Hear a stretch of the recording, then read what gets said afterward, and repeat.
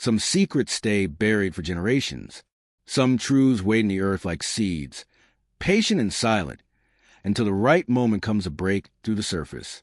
Sarah Brennan had lived alone on her grandmother's land for 18 years, asking no questions about the past, wanting no answers about why her family had abandoned this place decades before she was born. Then one September morning, her mare started digging at the old stone well. Copper wouldn't stop, wouldn't eat, wouldn't rest. Just dug and dug at the packed earth near the wellhead with a desperation that looked almost human. Sarah tried to pull her away a dozen times, but the horse kept returning, her hooves striking stone, her body trembling with an urgency Sarah had never seen in 15 years together. When Sarah finally grabbed a shovel and started digging herself, she uncovered a metal box buried 3 feet down. Inside were photographs, letters, and a birth certificate that shouldn't exist. A certificate with her grandmother's signature for a child named Anna Brennan. Born 1952, died 1952. Sarah had never heard of any Anna. Her grandmother had only one child, Sarah's father. That's what the family had always said. One son, no other children, end of story. But the birth certificate was real. The death certificate folded beneath it was real. And the letters, written in her grandmother's desperate handwriting, told a story that explained why this land had been abandoned, why her father had refused to ever speak of his mother, why Sarah's family had fractured so completely that she'd inherited property no one else would even visit. What Copper had found wasn't just a buried box. It was a buried life. And Sarah was about to learn that some family secrets don't just hurt the people who keep them. They poison the ground itself, seeping down through generations like toxin into groundwater, waiting for someone brave enough or foolish enough to bring them back to the light. Before we continue, tell us where you're tuning in from. And if this story is touching you already, make sure you're subscribed. I've got something extra special saved for tomorrow. The morning Sarah Brennan turned 47, she woke to the sound of Copper screaming. Not the normal whinny that meant breakfast was late or the gate had been left unlatched. This was different, higher, more urgent. The kind of sound that meant pain or panic or something Sarah's brain couldn't quite categorize because horses didn't usually make sounds like that unless something was very, very wrong. She was out of bed before her mind fully processed being awake.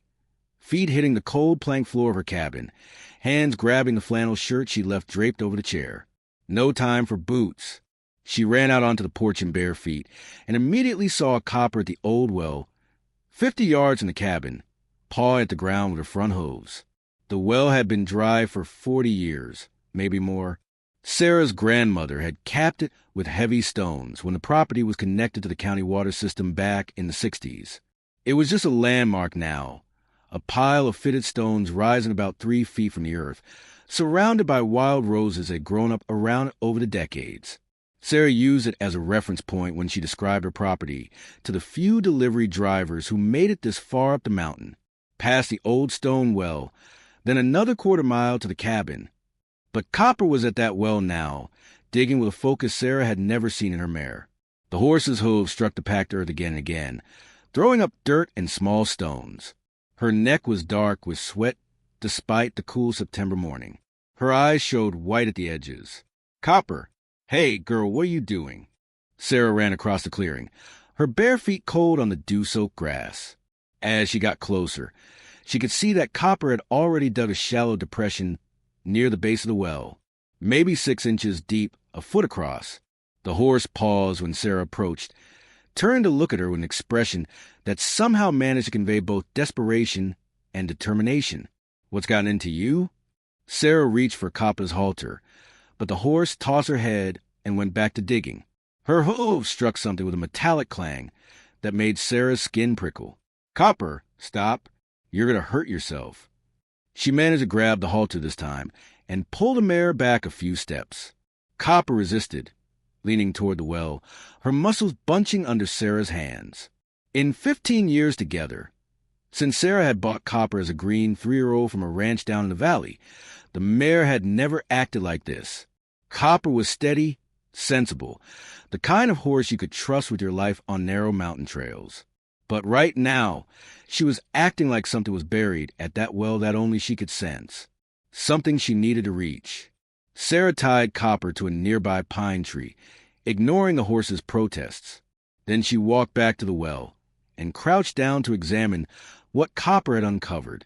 The hole was deeper than she'd thought. Copper's hooves had been precise, focused on one specific spot. And at the bottom of that depression, Sarah could see what the horse had been striking, a corner of something metal, rusted but solid. Sarah's heart kicked into a higher gear.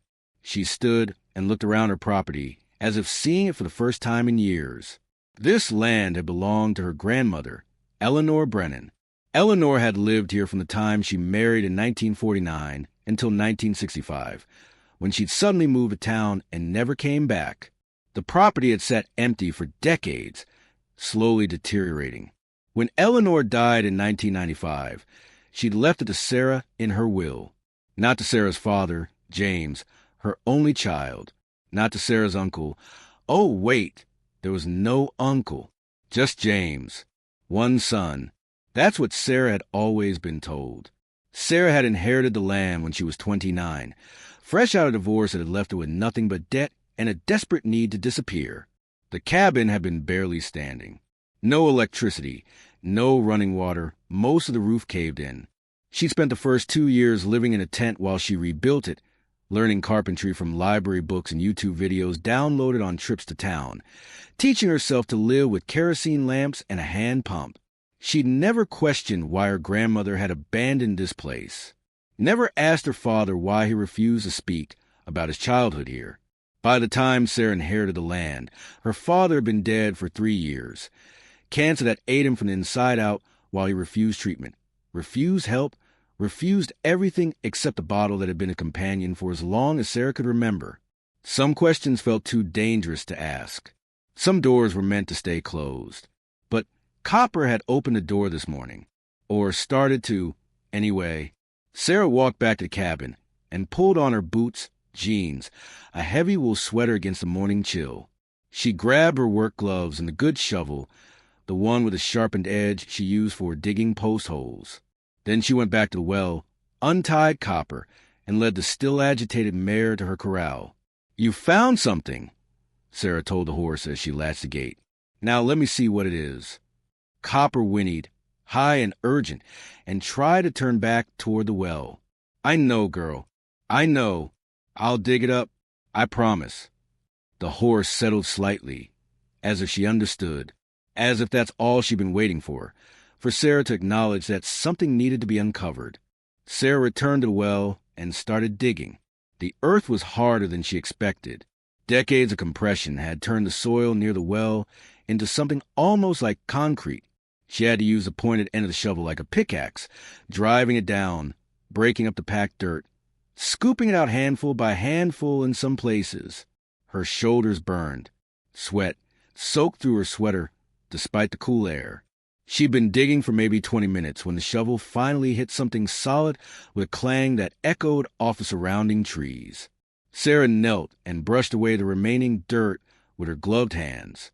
The object was a metal box, maybe 14 inches long, 10 inches wide, 6 inches deep. A lockbox, the old-fashioned kind with a hasp and a padlock. The lock was rusted through.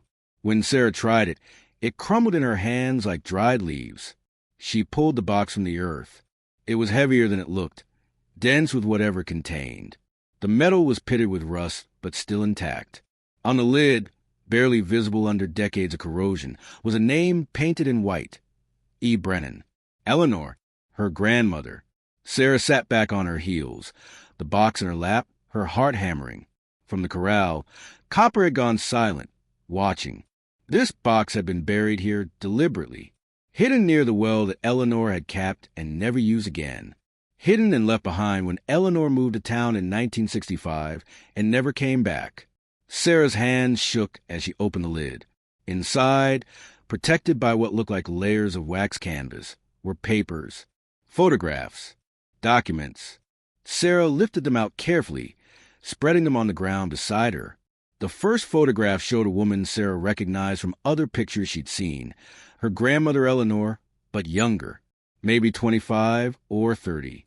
She was sitting in a rocking chair on the porch of this very cabin, holding a baby, a newborn wrapped in a white blanket. Eleanor was smiling, but it was a tired smile, the kind that came after hard work, or hard tears, or both. Sarah had never seen this photograph before, had never seen any pictures of her father as a newborn. James had been born in 1950, which would make this photo about right for the time period. But the next photograph made Sarah's breath catch. It showed Eleanor again on the same porch, in what looked like the same rocking chair. But this time she was holding two babies. Twins. Same white blankets. Same tired smile. But two children instead of one. Sarah's hands went numb. She set the photograph down carefully and reached for the documents underneath. A birth certificate. Official with the state seal and everything. Born March 15, 1952. Mother, Eleanor May Brennan. Father, Thomas James Brennan. Name, Anna Marie Brennan. Weight, 5 pounds 3 ounces. Sex, female. 2 years after James was born. Sarah had an aunt. Had an aunt. Past tense. Because the next document in the box was a death certificate. Anna Marie Brennan. Died September 3rd, 1952. Age, 5 months, 19 days. Cause of death, unknown. Additional notes. Body not recovered. Body not recovered. Sarah read those words 3 times before they made any sense at all. And even then, they didn't really make sense. How did a 5-month-old baby die without the body being recovered? What did that even mean? She set the certificates aside with shaking hands and picked up the letters underneath. They were written on lined paper in careful cursive handwriting that Sarah recognized from the few letters her grandmother had sent her over the years. Eleanor's handwriting. Though these letters looked older, the paper yellowed and brittle. The first letter wasn't addressed to anyone. It was just dated.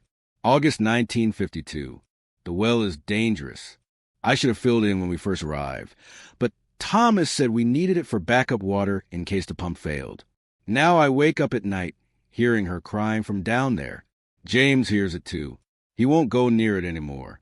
He's only 2 years old, and he knows something is wrong with that well. I see her sometimes at dusk, standing near the stones. She looks just like she did that last morning. Pink dress, white shoes, hair in those little curls she was just starting to get. She doesn't move, just stands there, looking at the house, looking at me. Thomas says I'm going crazy, says it's my grief making me see things. But James sees her too. He points and says, "Baby," and cries. 2-year-olds don't imagine things like that. 2-year-olds don't know about grief yet. Anna is in that well. I know she is. But Thomas won't let me look. Won't let me call anyone. Says it would destroy us. Says they'd take James away. Says they'd put me in an institution. Maybe he's right. Maybe I am crazy. But I hear her crying every night. Sarah's vision blurred. She blinked hard and realized she was crying. She wiped her eyes with the back of her glove and picked up the next letter. This one was dated September 1952. They made me sign papers today. Death certificate. Says Anna died of unknown causes.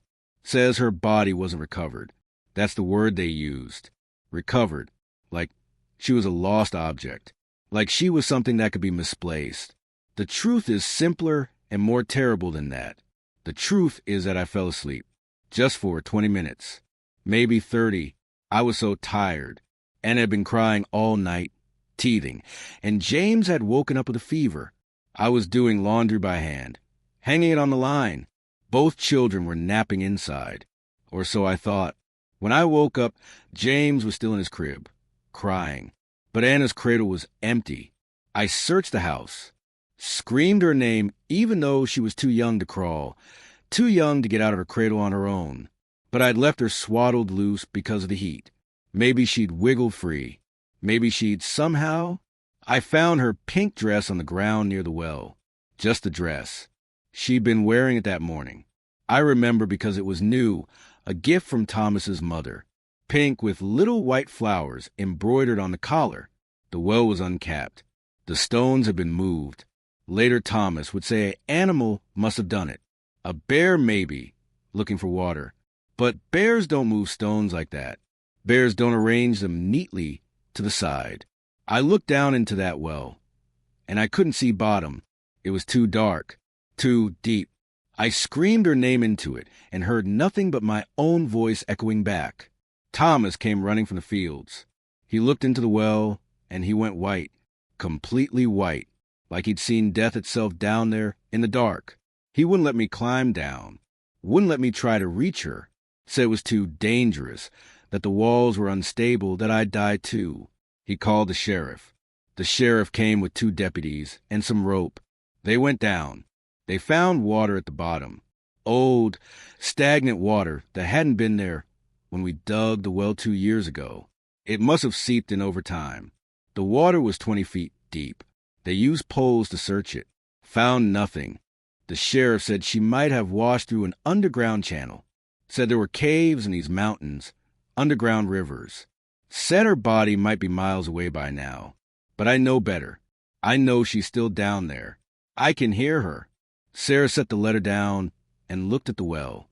The stone structure that rose from the earth like a grave marker, which, apparently, it was her grandmother's daughter, her father's sister, a baby who had fallen or been placed or been taken.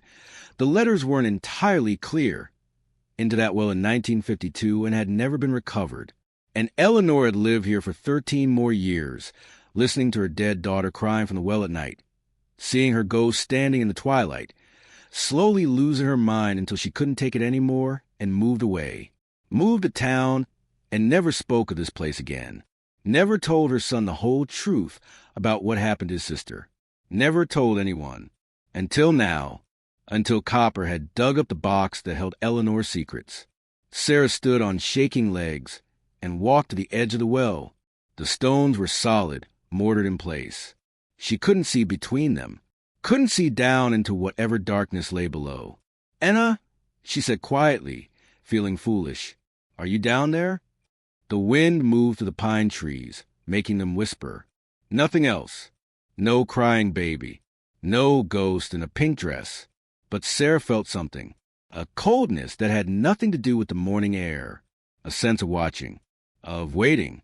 She walked back to cabin and found her high-powered flashlight, the one she used for checking under the foundation for signs of animal intrusion.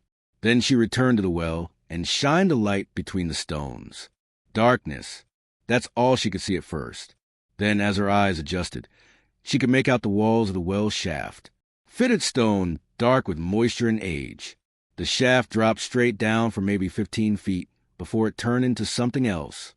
Something that looked less like a well and more like a natural cave formation. Sarah couldn't see the bottom, couldn't see water. Just darkness that swallowed her flashlight beam like it was swallowing light itself. She pulled back and sat on the ground near the well, her back against the sun-warmed stones. The letters from the metal box were spread around her. She picked up the next one. October 1952. Thomas wants to leave. Says we should sell this place, move somewhere else, start over. But I can't leave her here alone. Can't abandon her in that darkness. I've been throwing things down the well. Flowers. Her favorite blanket.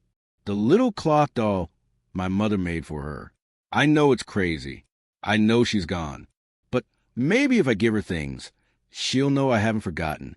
She'll know I'm still here. James won't go outside anymore. He screams if I try to take him past the well. He's only 2, but he knows. Children know things we've forgotten how to see.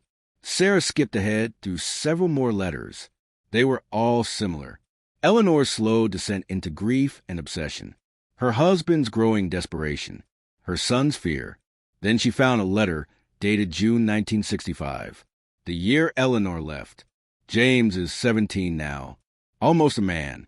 He came to me this morning and said he'd seen Anna, said she was standing by the well, looking at him, said she wanted him to come down, to join her in the dark. I knew then that we had to leave. The well isn't just a grave. It's something else, something hungry. It took my daughter, and now it wants my son. Thomas died last year. Heart attack while checking the fence line. I think part of him was relieved. Part of him had been waiting to escape this place since the day Anna disappeared. I'm moving to town tomorrow. I've capped the well with stones too heavy for James to move alone. I've buried everything, the letters, the certificates, the photos, in a metal box near the well. Maybe someday someone will find them. Maybe someday someone will understand what happened here. I'm leaving this land to Sarah, my granddaughter. She's 7 years old now, sweet and brave. Maybe by the time she's old enough to inherit this place, enough time will have passed. Maybe the well will have released whatever it's holding. Maybe the darkness will have moved on. Or maybe I'm just a foolish old woman who can't let go of her dead baby. Maybe there's nothing in that well but stagnant water and my own guilt. Either way, I can't stay here anymore. Can't spend one more night listening to Anna cry from the dark. Can't spend one more day watching my son be drawn toward that opening in the earth. If you're reading this, whoever you are, please be careful. Some places hold on to grief. Some places don't want to let go. Anna Brennan, June 15, 1965. That was the last letter. Sarah sat with a box in her lap, the letters and photographs spread around her, and tried to process what she'd learned.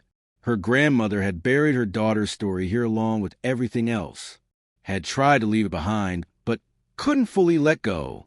And now, 18 years after Sarah had inherited this land, Copper had uncovered it. Why now? Sarah thought. Why today? She looked at the mare standing quietly in her corral now, the desperation gone, replaced by a kind of watchful patience, as if the horse had done her job, and now it was up to Sarah to do the rest. The sun was fully up now, burning off the morning mist. Sarah gathered the documents carefully and took them inside the cabin. She spread them on her kitchen table, the table she'd built herself from pine boards, and studied them in better light. The birth certificate was real. Official state documents didn't lie. Anna Brennan had existed, had been born on March 15, 1952, had died, or at least been legally declared dead, on September 3, 1952. But the death certificate's notation, body not recovered, meant there had never been a proper burial, never been any closure. Just a well capped with stones and a family that slowly disintegrated under the weight of unspoken grief. Sarah thought about her father. James had been 2 years old when his sister disappeared. According to Eleanor's letters, he'd seen things, heard things, been affected by whatever haunted that well. Is that why he drank? Sarah wondered. Is that why he could never talk about his childhood? Why he'd been so damaged that he damaged everyone around him in turn? She'd spent her whole adult life thinking her father's alcoholism and violence were just random cruelties, the bad luck of being born to a broken man. But maybe it went deeper than that. Maybe it started here, with a baby falling into a well and a family that never recovered from a loss. Sarah poured herself coffee from the pot that had been staying warm on the wood stove. Her hands were still shaking slightly. She'd come to these mountains to escape her own pain, her divorce, her miscarriage, the baby she'd lost at 4 months and had never, because her ex-husband had told her to get over it, and try again like a failed pregnancy was just a minor setback instead of a devastation. She'd built this life in isolation because isolation felt safe, because asking no questions meant getting no painful answers, because the past was supposed to stay buried. But the past doesn't stay buried, does it? Sarah thought. Not really. It just waits, like seeds in soil, like bones in a well, waiting for the right moment to surface. She finished her coffee and walked back outside. Copper was watching her from the corral, ears pricked forward. What am I supposed to do? Sarah asked the horse. What do you want me to do? Copper whinnied softly. Then she walked to the gate, pressed her nose against it, and looked toward the well. The message was clear enough. The horse had uncovered the secret. Now Sarah needed to finish what Copper had started. She needed to go down into that well. Sarah spent the rest of the morning preparing. She wasn't stupid enough to climb into a 100-year-old well shaft without proper equipment and a plan. Even if she didn't fully believe in ghosts or curses or wells that didn't want to let go, she believed in structural instability and underground water and the very real danger of getting trapped in confined spaces. She inventoried what she had. Rope, about 60 feet of good climbing rope she used for various property maintenance tasks. Her climbing harness from back when she used a rock climb, before the divorce, before everything fell apart. A headlamp with fresh batteries. her good gloves, a first aid kit, her cell phone, though it rarely got signal this far up the mountain. What she didn't have was anyone to serve as a belayer, anyone to pull her out if something went wrong. She'd been alone on this property for 18 years and had gotten used to handling everything herself. But this felt different, more dangerous. She could drive down to town, find someone willing to help. But who? She deliberately kept her distance from the few neighbors within a 10-mile radius, avoided making friends, avoided any connection that might turn into obligation or expectation, or the kind of messy human relationship she'd come here to escape. And what would she even say? "Hi, I know we've barely spoken in 18 years, but my horse dug up a box near my well, and I think my infant aunt's body is down there, and I need someone to hold my safety rope while I climb down to look. Want to help?" No, this was something she needed to do alone. Sarah rigged a rope system to the strongest pine tree near the well, running the line through a pulley so she could control her descent. It wasn't perfect, but it would have to do. She put on her harness, attached the rope with a locking carabiner, and tested the system. The tree held. The rope was solid. She looked at the well. Someone, her grandmother, probably with help from James, had placed 5 heavy stones across the opening when they capped it in 1965. The stones were each about 30 inches across, rough granite, the kind that took 2 strong people to lift. Sarah had a pry bar. It took her 40 minutes of leverage and swearing and stopping to catch her breath, but she managed to move 4 of the 5 stones. That left an opening about 2 feet wide, enough to squeeze through, enough to climb down into whatever waited below. She positioned herself at the edge and shined her flashlight down. The shaft dropped straight for about 15 feet. Then the stones gave way to natural rock, a cave system, maybe, that the original well had accidentally tapped into. That would explain the mysterious water Eleanor had mentioned, underground springs feeding into natural caverns. It would also explain why Anna's body had never been found. If the well connected to a larger cave system, a small body could have washed through narrow passages into chambers that would never be discovered. Sarah clipped on her headlamp and checked the rope one more time. Then she lowered herself through the opening. The walls of the well shaft were slick with moisture and algae. Sarah's boots slipped on the stones as she descended, her hands burning even through gloves as she controlled her descent with the rope. The temperature dropped immediately. The air smelled wrong, mineral and old and somehow thick, like it had weight. Her headlamp beam showed the fitted stones of the well shaft giving way to natural cave wall about 10 feet down. The rock here was different, darker, some kind of volcanic stone, maybe basalt, that had been carved by ancient water flow into smooth curves and pockets. Sarah kept ascending. 15 feet. 20. The rope played out above her. Her breathing sounded loud in the confined space. At 30 feet, her boots touched something solid. She'd reached the bottom. Sarah stood on what felt like a stone floor and took stock. The chamber she'd entered was larger than the well shaft above. Her headlamp showed walls that curved away into darkness. This wasn't just a well. It was a cavern, a natural chamber that must have extended horizontally under her property. And it was dry. No water. No underground spring. Whatever had been here in 1952 had long since drained away or evaporated. Sarah played her light across the floor, searching for any sign of what she'd come to find. The cave floor was mostly bare stone, smooth in places where ancient water had polished it, rough in others where the rock had fractured and fallen. Then her light caught something near the far wall, a piece of fabric, faded, filthy, barely recognizable as cloth. But there was color still visible. Pink. Sarah's throat closed. She crossed the chamber carefully, testing each step before putting her weight down. The fabric was tangled around something. As she got closer, she could see what? Bones. Small bones.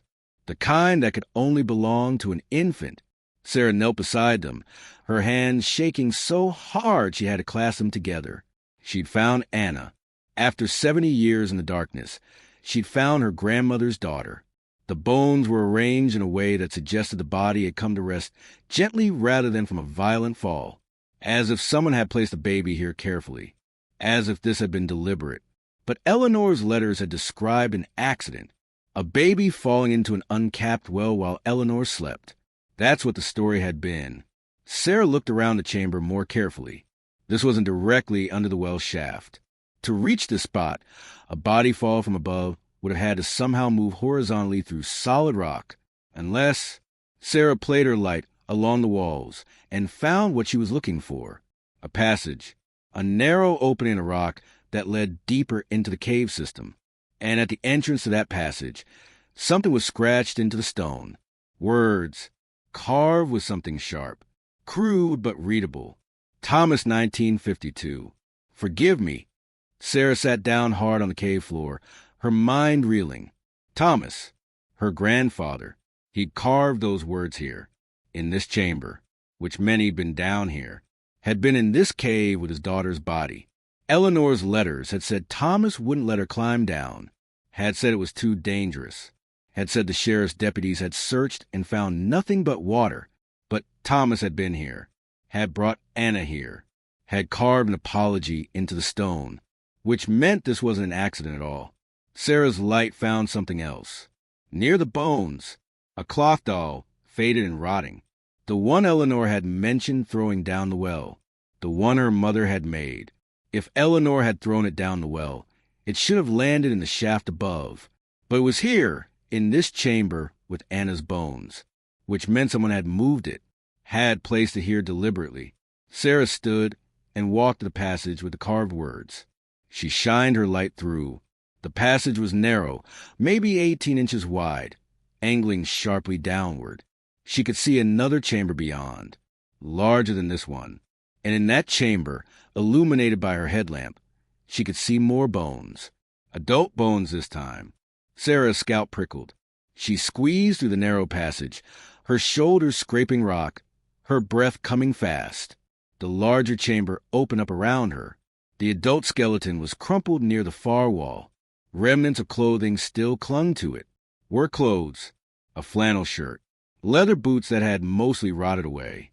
Next to the skeleton was a kerosene lantern, rusted but intact, and a rope, thick climbing rope that had been cut, not frayed, but cut clean with a blade. Sarah's mind pieced it together slowly. Thomas had come down into this well, had brought his daughter's body with him. Maybe she died before the fall, maybe from illness or accident, and he'd panicked, had tried to hide what happened, had climbed down here and placed her in this chamber, accessible only through the narrow passage. But then something had gone wrong. The rope had been cut, or had he cut himself? Had he meant to die down here with his daughter? Eleanor's letter had mentioned Thomas dying of a heart attack in 1965 while checking the fence line. But here was Thomas's body in this cave with a carved apology and a cut rope, which meant Eleanor had lied, or hadn't known the truth, had believed her husband died 13 years after their daughter's death, when really he died here, in this chamber, maybe the same day Anna disappeared. Sarah backed away from the skeleton. Her breath was coming too fast. The air felt thick and wrong. She needed to get out of this cave, needed to surface, needed to think. She retraced her steps through the narrow passage, past Anna's small bones in their pink dress, back to the main chamber under the well shaft. She looked up and could see the circle of daylight 30 feet above. But as she reached for the rope to begin her ascent, she heard something that made every hair on her body stand up. A baby crying, faint, distant, coming from somewhere deeper in the cave system. Sarah froze. Her rational mind said it was wind, just air moving through narrow rock passages, creating sounds that could be mistaken for crying. Underground caverns did that all the time. But it didn't sound like wind. It sounded exactly like a baby, like an infant in distress. The crying continued, not constant, but in bursts, the way a real baby cried. Short wails followed by gasping breaths, followed by more wails. Sarah's hands were numb on the rope. Every instinct screamed at her to climb, to get out of this cave and seal it up and never come back, to leave whatever was down here in the darkness where it belonged. But another part of her, the part that had lost her own baby, that had never properly mourned, that had buried her grief the same way Eleanor had buried these letters, that part couldn't walk away from the sound of a crying child, even if that child had been dead for 70 years. Sarah stood at the base of the well shaft with the rope in her hands, and the sound of crying echoing through the darkness. Every rational thought told her to climb, to surface, to call someone, anyone, who could help make sense of what she'd found. But the crying continued, soft, desperate, unmistakably the sound of an infant in distress. She thought about her own baby, the one she'd lost at 4 months, the one she'd never named because her husband had said it was bad luck to name a baby before it was born, the one she'd held for just a few minutes after the emergency room doctor had said there was no heartbeat, feeling the weight that should have grown and lived and breathed, but never would. She'd never cried for that baby, not properly, had packed the grief away the same way she'd packed away everything else when she fled to these mountains, had told herself it was easier not to think about it, not to feel it, not to name the shape of what she'd lost. But grief doesn't disappear just because you refuse to look at it. It just waits in the dark places, crying softly, hoping someone will finally listen. Sarah released the rope and followed the sound. The main chamber had 3 passages leading away from it. The one Thomas had carved his apology near, the one that led to his body and Anna's bones, a second that angled upward, too narrow for her to squeeze through, and a third to her left that sloped gently downward into deeper darkness. The crying was coming from the 3rd passage. Sarah moved toward it, her headlamp cutting through the black.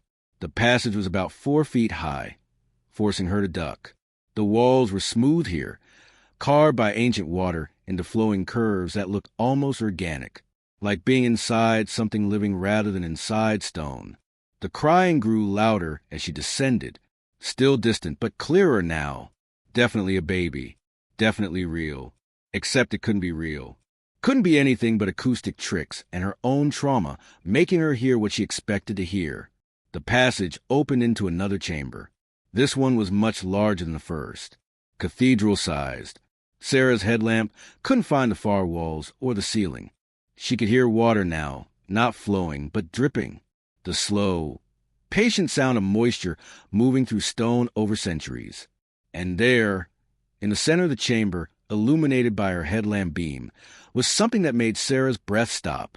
A cradle, hand-carved wood, old but not ancient, maybe 70 years old. The same kind her grandmother might have owned.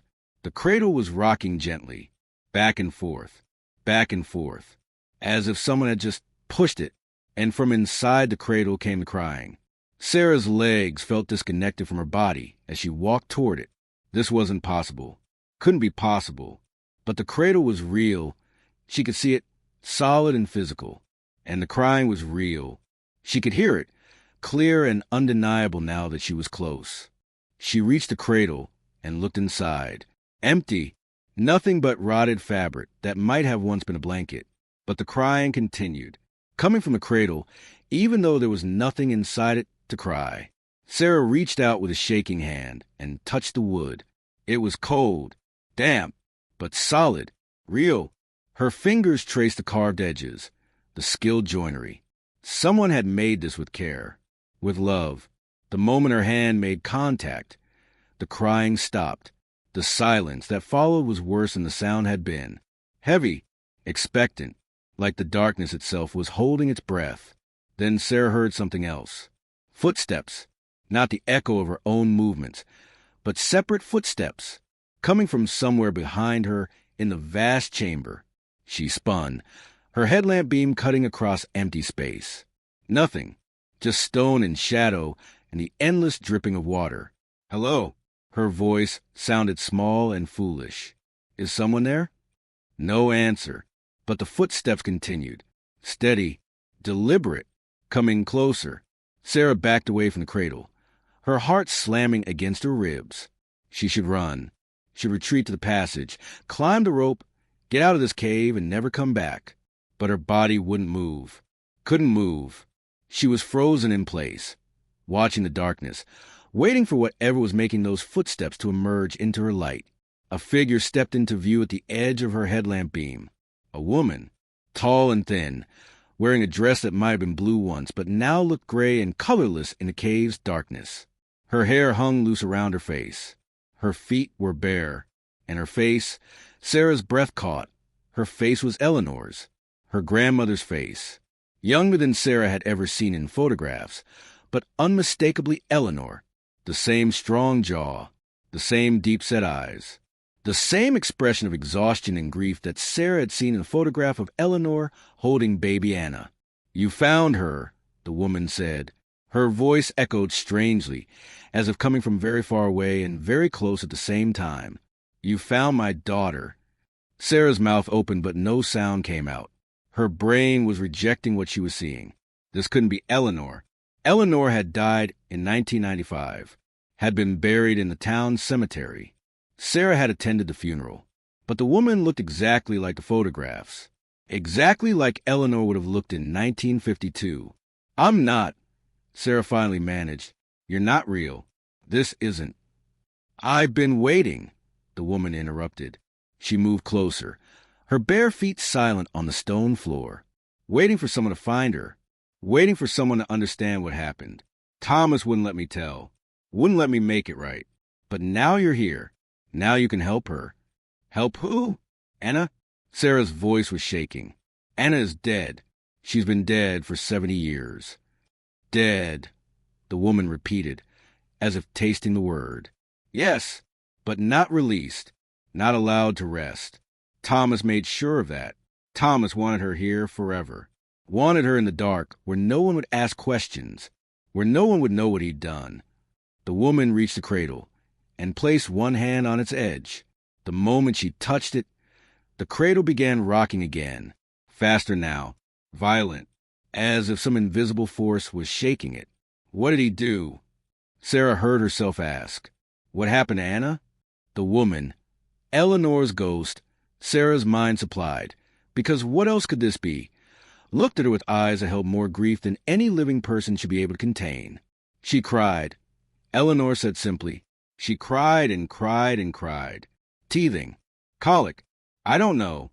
Babies cry." But Thomas couldn't stand it. He'd come back from the war different, broken. The sounds of her crying reminded him of things he'd heard in the fighting. Men dying, children screaming in villages that got caught in the crossfire. Sarah's stomach turned. She knew where this was going. Didn't want to hear it, but couldn't make herself leave. He said he was just going to quiet her down, just hold his hand over her mouth for a minute until she stopped, until she learned to be quiet. But a minute became 2 minutes, 3, and then she wasn't crying anymore, wasn't breathing anymore. Eleanor's voice cracked. The sound echoed through the chamber like something breaking. He brought her here, brought her down into this cave, and laid her in the cradle he'd made. Said she'd be safe here. Said no one would take her away from us. Said we could visit her whenever we wanted. But I never came back. Couldn't. The guilt was too heavy. The knowledge of what we'd done, what he'd done, what I'd let happen, it crushed me. "You didn't let it happen," Sarah said, though she wasn't sure why she was trying to comfort a ghost. "You were asleep. You said in your letters you'd fallen asleep." "I lied," Eleanor said flatly. "I was awake. I was in the kitchen, making bread. I heard her crying. Heard Thomas go to her. Heard her crying stop. And I was grateful. Grateful for the silence. Grateful to have one moment without that sound drilling into my skull. I didn't go check on her for 20 minutes. 20 minutes of blessed silence. And by then it was too late. The cradle stopped rocking abruptly. The chamber fell silent again, except for the endless dripping of water. Thomas put her dress near the well, Eleanor continued. Made it look like she'd fallen in. Made me believe it myself after a while. It was easier that way. Easier to believe in an accident than to face what he'd done, what we'd both allowed. The sheriff's deputies looked down the well shaft and saw water. Saw darkness. Assumed her body had washed away. And we let them assume. Let everyone assume. But Thomas came down here, Sarah said. He carved an apology. She stopped, understanding dawning. He cut his own rope. He meant to die here. 2 days after Anna died. He came down here with her body, placed her in this chamber, carved his words and cut the rope. Said it was the only way to make things right. Said he deserved to die in the dark like she had. But you told everyone he died in 1965. The letters said...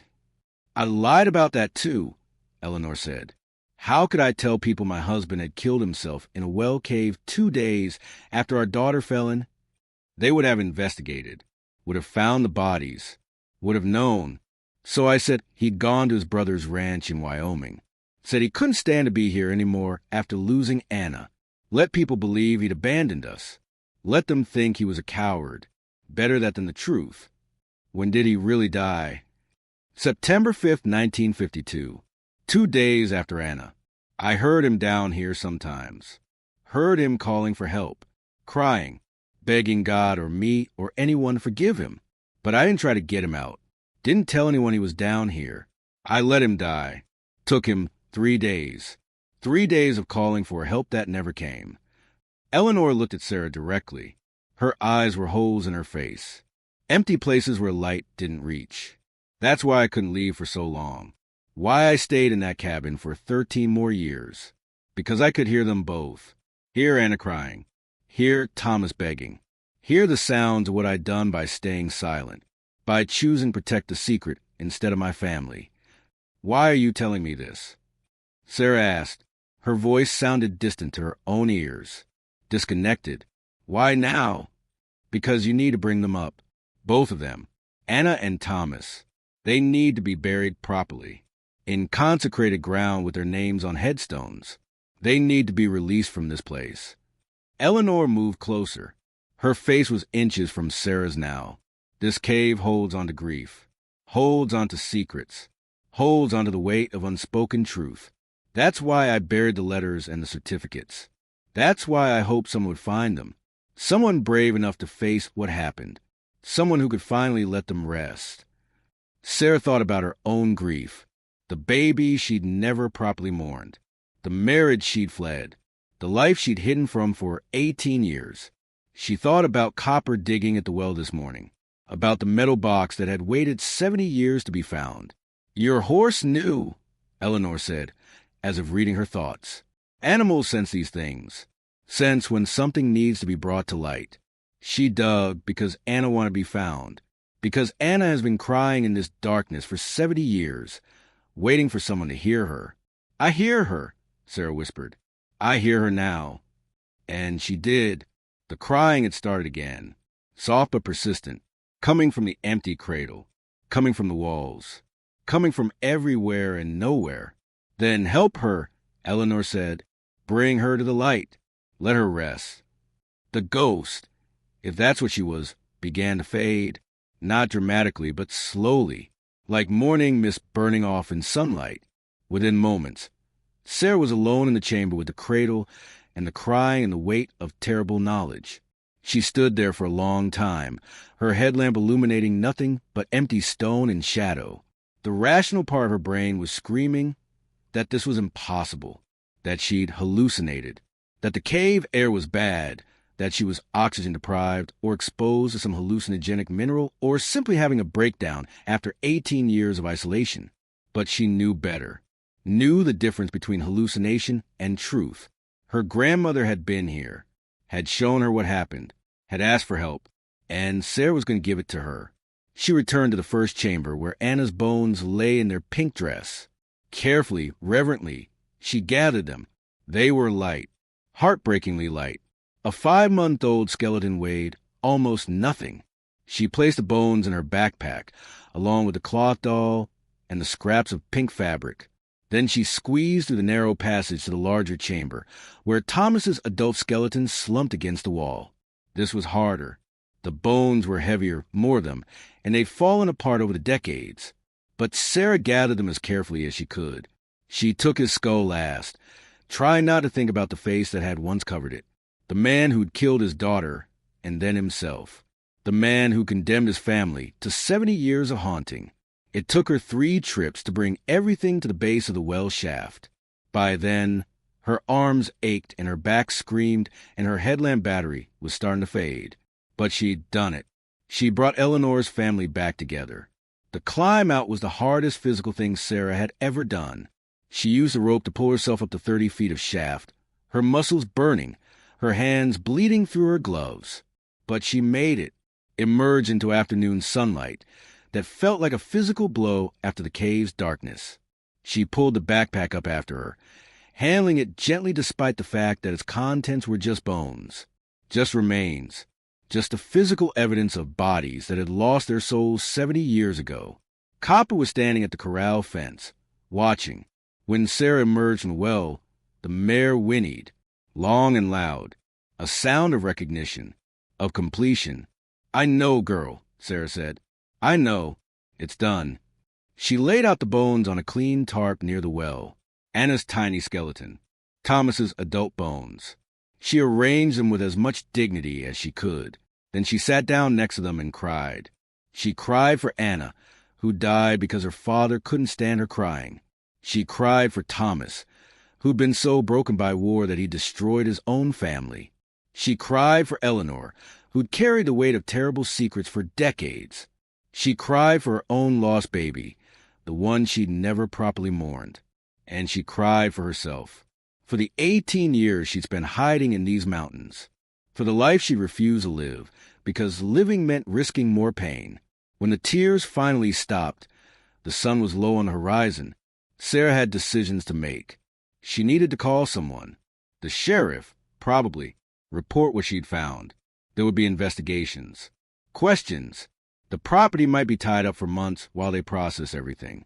But before she did that, she needed to understand something. She needed to know why this had happened now. Why? After 70 years of keeping their secrets, Eleanor and Anna and Thomas had chosen this moment to reveal the truth. Sarah walked back to the cabin and retrieved Eleanor's letters. She read them again, more carefully this time, looking for something she'd missed.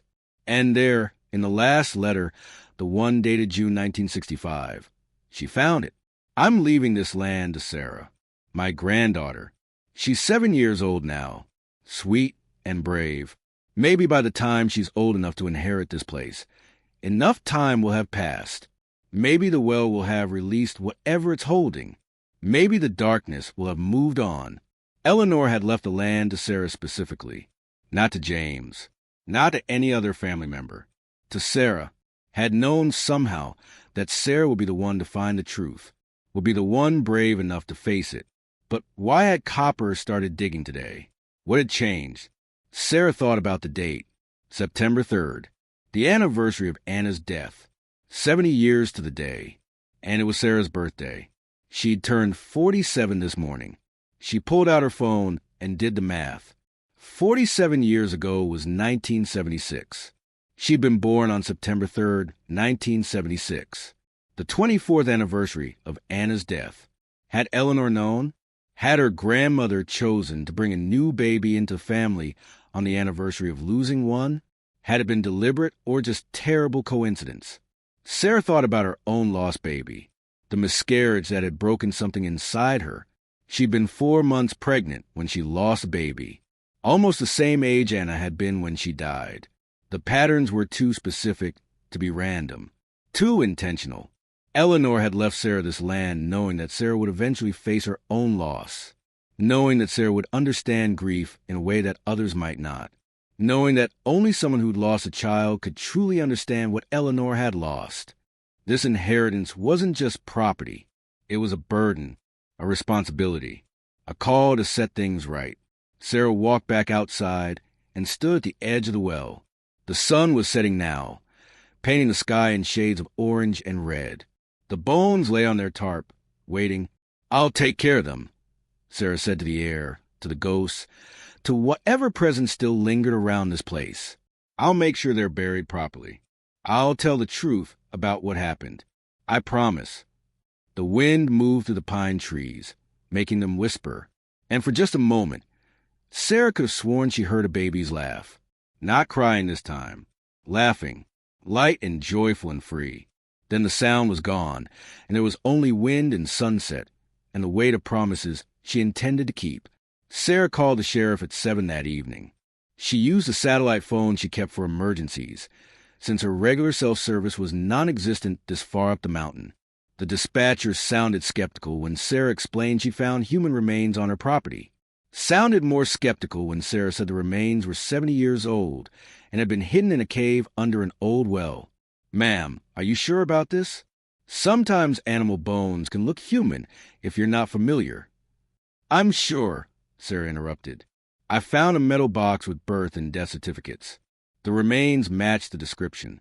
I need someone to come up here and process this properly. There was a long pause. Then, stay where you are. We'll have deputies there first thing in the morning. Don't disturb anything else. I won't. Sarah hung up and looked at the bones on the tarp. She'd covered them with a clean sheet to protect them from animals overnight. The white fabric glowed in the darkness, ghostly and peaceful.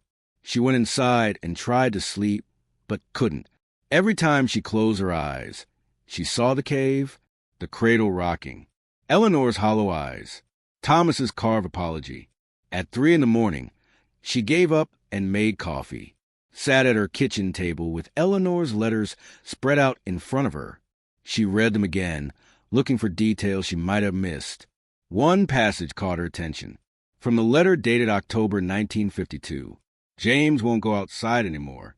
He screams if I try to take him past the well. He's only 2, but he knows. Children know things we've forgotten how to see. James, her father, he'd been 2 years old when Anna died. Old enough to remember something. Old enough to be traumatized by whatever he'd witnessed or sensed. Sarah had always wondered why her father had been the way he was.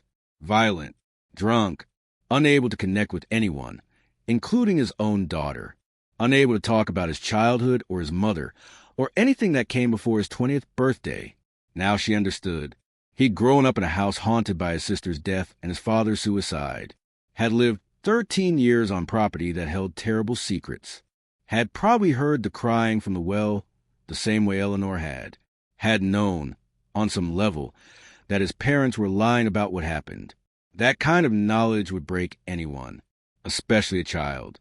Sarah thought about calling her aunt and uncle, her father's cousins, technically, the ones who'd raised him after Eleanor moved to town. But it was 3 a.m, and besides, what would she say? Your cousin grew up on haunted land, and it destroyed him, and now I found the bodies that prove it? No, this conversation needed to happen in person, after the sheriff processed everything.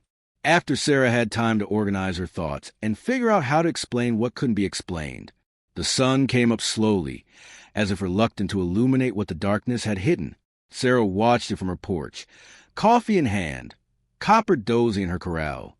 Everything looked normal, peaceful, like just another September morning in the mountains. But the tarp near the well told a different story. The sheriff's deputies arrived at 9:30. 2 cruisers and an unmarked car that Sarah assumed belonged to someone more senior. She watched them park in her small clearing. 3 men and 1 woman emerging to survey her property with expressions that ranged from skeptical to professionally neutral. The woman approached first. She was maybe 50, with gray-streaked hair pulled back in a tight bun, and the kind of face that had seen too much to be surprised by anything. Ms. Brennan? I'm Detective Karen Moss. These are Deputies Wilson, Torres, and Chun. You reported finding human remains. Yes, they're over here. Sarah led them to the well. She'd left the tarp covering the bones, but had placed a metal box with Eleanor's letters and certificates beside it. I found this box buried near the well yesterday morning. My horse started digging at the spot and wouldn't stop until I investigated. Detective Moss knelt beside the tarp and carefully pulled back the sheet. Her expression shifted from professional neutrality to something harder, more focused. Chun, get the forensics kit from the car. Wilson, take photographs of everything before we move anything. Torres, I need you to document the scene. The deputies moved into action with practiced efficiency. Detective Moss stood and turned to Sarah. Walk me through exactly what happened. From the beginning, Sarah told the story. Coppa's strange behavior. Finding the metal box. Reading Eleanor's letters. Deciding to investigate the well. Finding the cave system underneath. Finding Anna's bones and Thomas's body, and the cradle and everything else. She left out the ghost. Left out Eleanor's appearance and the crying and the supernatural elements that would make her sound insane. Stuck to the physical facts. The documents. The bodies. The evidence. Detective Moss listened without interrupting. When Sarah finished, the detective was quiet for a long moment. These letters, Moss finally said, picking up the metal box. Your grandmother wrote that her husband killed their daughter? Accidentally. Or not accidentally, but not premeditated. He was trying to quiet her and went too far, then panicked and tried to cover it up. And she knew? Your grandmother knew what happened. Yes, she helped cover it up, or at least didn't report it. She let everyone believe Anna had fallen into the well accidentally. Moss pulled out one of the letters and read it carefully. Her jaw tightened. And Thomas Brennan, your grandfather, he died 2 days later? Suicide. That's what Eleanor wrote. But she told everyone he'd left for Wyoming. Let people think he'd abandoned the family. She lived here alone with her son for 13 more years before she finally moved away. Jesus, Moss muttered. She set the letter down and looked at the well. And all of this was down there? Both bodies? In a cave system? Yes. There's a shaft that drops about 30 feet, then opens into several chambers. One is Anna's bones. Another has Thomas's. There's also a cradle down there. And... Sarah hesitated. And Thomas carved an apology into the rock, near where he died. It says Thomas 1952, forgive me. Deputy Chun had finished photographing the bones and was now examining them with gloved hands. Detective, these are definitely human. One infant, one adult male based on the size and structure. Consistent with being deceased for several decades based on the condition. We'll need to bring in a forensic anthropologist, Moss said. And I want that cave system fully documented before we extract any more remains. Chun, call the university. See if Dr. Rashad is available. Wilson, I need you to set up a perimeter around this well. Nobody goes down there until we have proper equipment and personnel. The deputies moved to follow orders. Moss turned back to Sarah. You said you climbed down there alone? With rope? Yes. That was incredibly dangerous, Ms. Brennan. These old cave systems are unstable. You could have been trapped or killed. I know, but I had to see. Had to know if Eleanor's letters were true. Moss studied her for a moment. Your grandmother, Eleanor Brennan, when did she die? 1995. Heart attack. She'd been living in town for 30 years by then. Did she ever talk about this? About what happened to her daughter? Not that I know of. She barely talked to anyone. My father said she'd had some kind of breakdown in the 60s. Became very withdrawn. I only met her a few times before she died. And your father? Did he know about any of this? Sarah thought about James, about his drinking and his violence, and his absolute refusal to discuss his childhood. I don't think so. Not consciously. But he was 2 years old when it happened. Old enough to be affected by it. Old enough to carry the trauma, even if he didn't understand what caused it. Is your father still alive? No. He died in 1992. Cancer. Moss made notes in a small notebook she'd pulled from her pocket. I'm going to need to take all of these documents as evidence. The letters, the certificates, everything. We'll return them once the investigation is complete, but right now they're crucial to understanding what happened here. I understand. I'll also need you to stay available for additional questions. This is going to take some time to process. We're looking at potential homicide, even if it happened 70 years ago, and evidence tampering and improper disposal of human remains. The fact that your grandmother documented everything in these letters is helpful, but we still need to verify her account. Sarah nodded. She'd expected this, had known that finding the bodies would trigger an investigation that would upend her quiet life. One more thing, Moss said, you mentioned in your initial call that you inherited this property from your grandmother. Are there any other family members who might have claims to this land? No. Eleanor left it directly to me in her will. My father was already dead by then. I'm an only child. No other relatives that I know of. Okay, we'll verify that, but it shouldn't be an issue. This is your property, so you have the right to excavate on it. Though I'd recommend not doing any more solo cave diving until we clear the area. Sarah almost smiled at that. I won't. Once was enough. The investigation took over Sarah's life for the next 2 weeks. The forensic team arrived the following day. Dr. Yolanda Rashad from the State University, along with 2 graduate students and enough equipment to process a major crime scene. They descended into the cave with proper lighting and safety gear, documented everything, took hundreds of photographs, brought up Thomas's remains in the second chamber, and confirmed that the carved words on the wall matched the time frame and the letters. Dr. Rashad spent an entire day examining Anna's tiny skeleton. When she emerged from the cave that evening, her face was grim. "The infant died from asphyxiation," she told Sarah and Detective Moss. "I can see fractures in the hyoid bone, consistent with pressure applied to the neck or mouth. Given the size and location, this was most likely caused by someone placing a hand over the baby's mouth and nose with enough force to restrict breathing." "So Eleanor's account was accurate," Moss said. "It appears so. The adult male, Thomas Brennan, died from dehydration and exposure, most likely. There are no signs of trauma to his skeleton other than some old heel fractures that probably predated his death. The cut rope suggests he intended to die down there." Sarah listened to this clinical description of her family's tragedy and felt numb. She'd known the truth from Eleanor's letters, but hearing it confirmed by forensic evidence made it somehow more real, more final. "What happens now?" she asked. "We complete our documentation," Dr. Rashad said. "Then the remains are released to the family. To you, for burial. Given the circumstances, there won't be any criminal charges. Everyone involved is deceased. But the case will be officially closed as a historical homicide with evidence of subsequent suicide. Will it be public? Will people know what happened?" "The case file will be public record," Moss said, "but it's a 70-year-old case.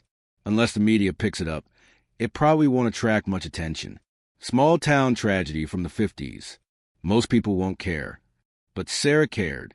And apparently, someone else cared too. On the 15th day of the investigation, a black Mercedes pulled up Sarah's dirt road and parked next to the sheriff's vehicles. A man in an expensive suit got out, looking distinctly out of place in the mountain wilderness. Sarah was standing near the well, watching the forensic team pack up their equipment for the final time. The man approached her with the kind of confident stride that suggested he was used to getting what he wanted. "Sarah Brennan?" "Yes. My name is Richard Brennan. I'm your father's cousin.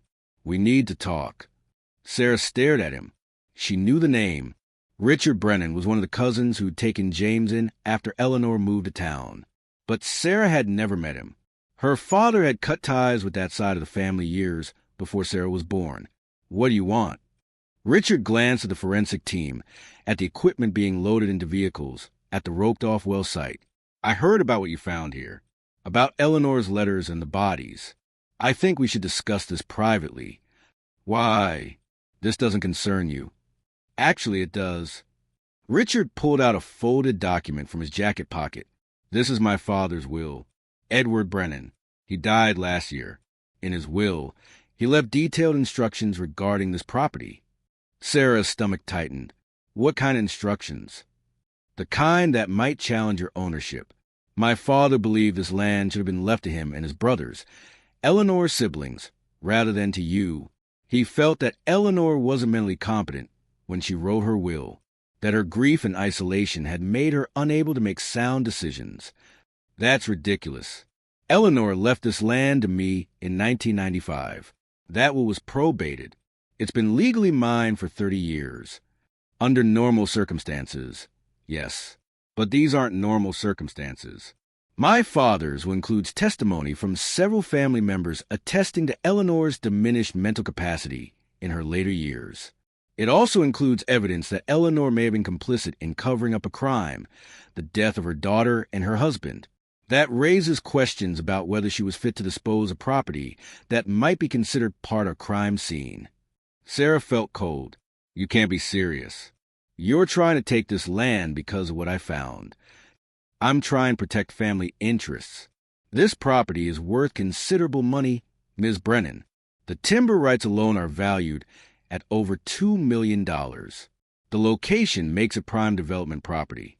My father's will stipulates that if any evidence emerged suggesting Eleanor was not of sound mind when she wrote her will, the land should revert to her siblings' descendants." Detective Moss had noticed the confrontation and was walking over. "Is there a problem here?"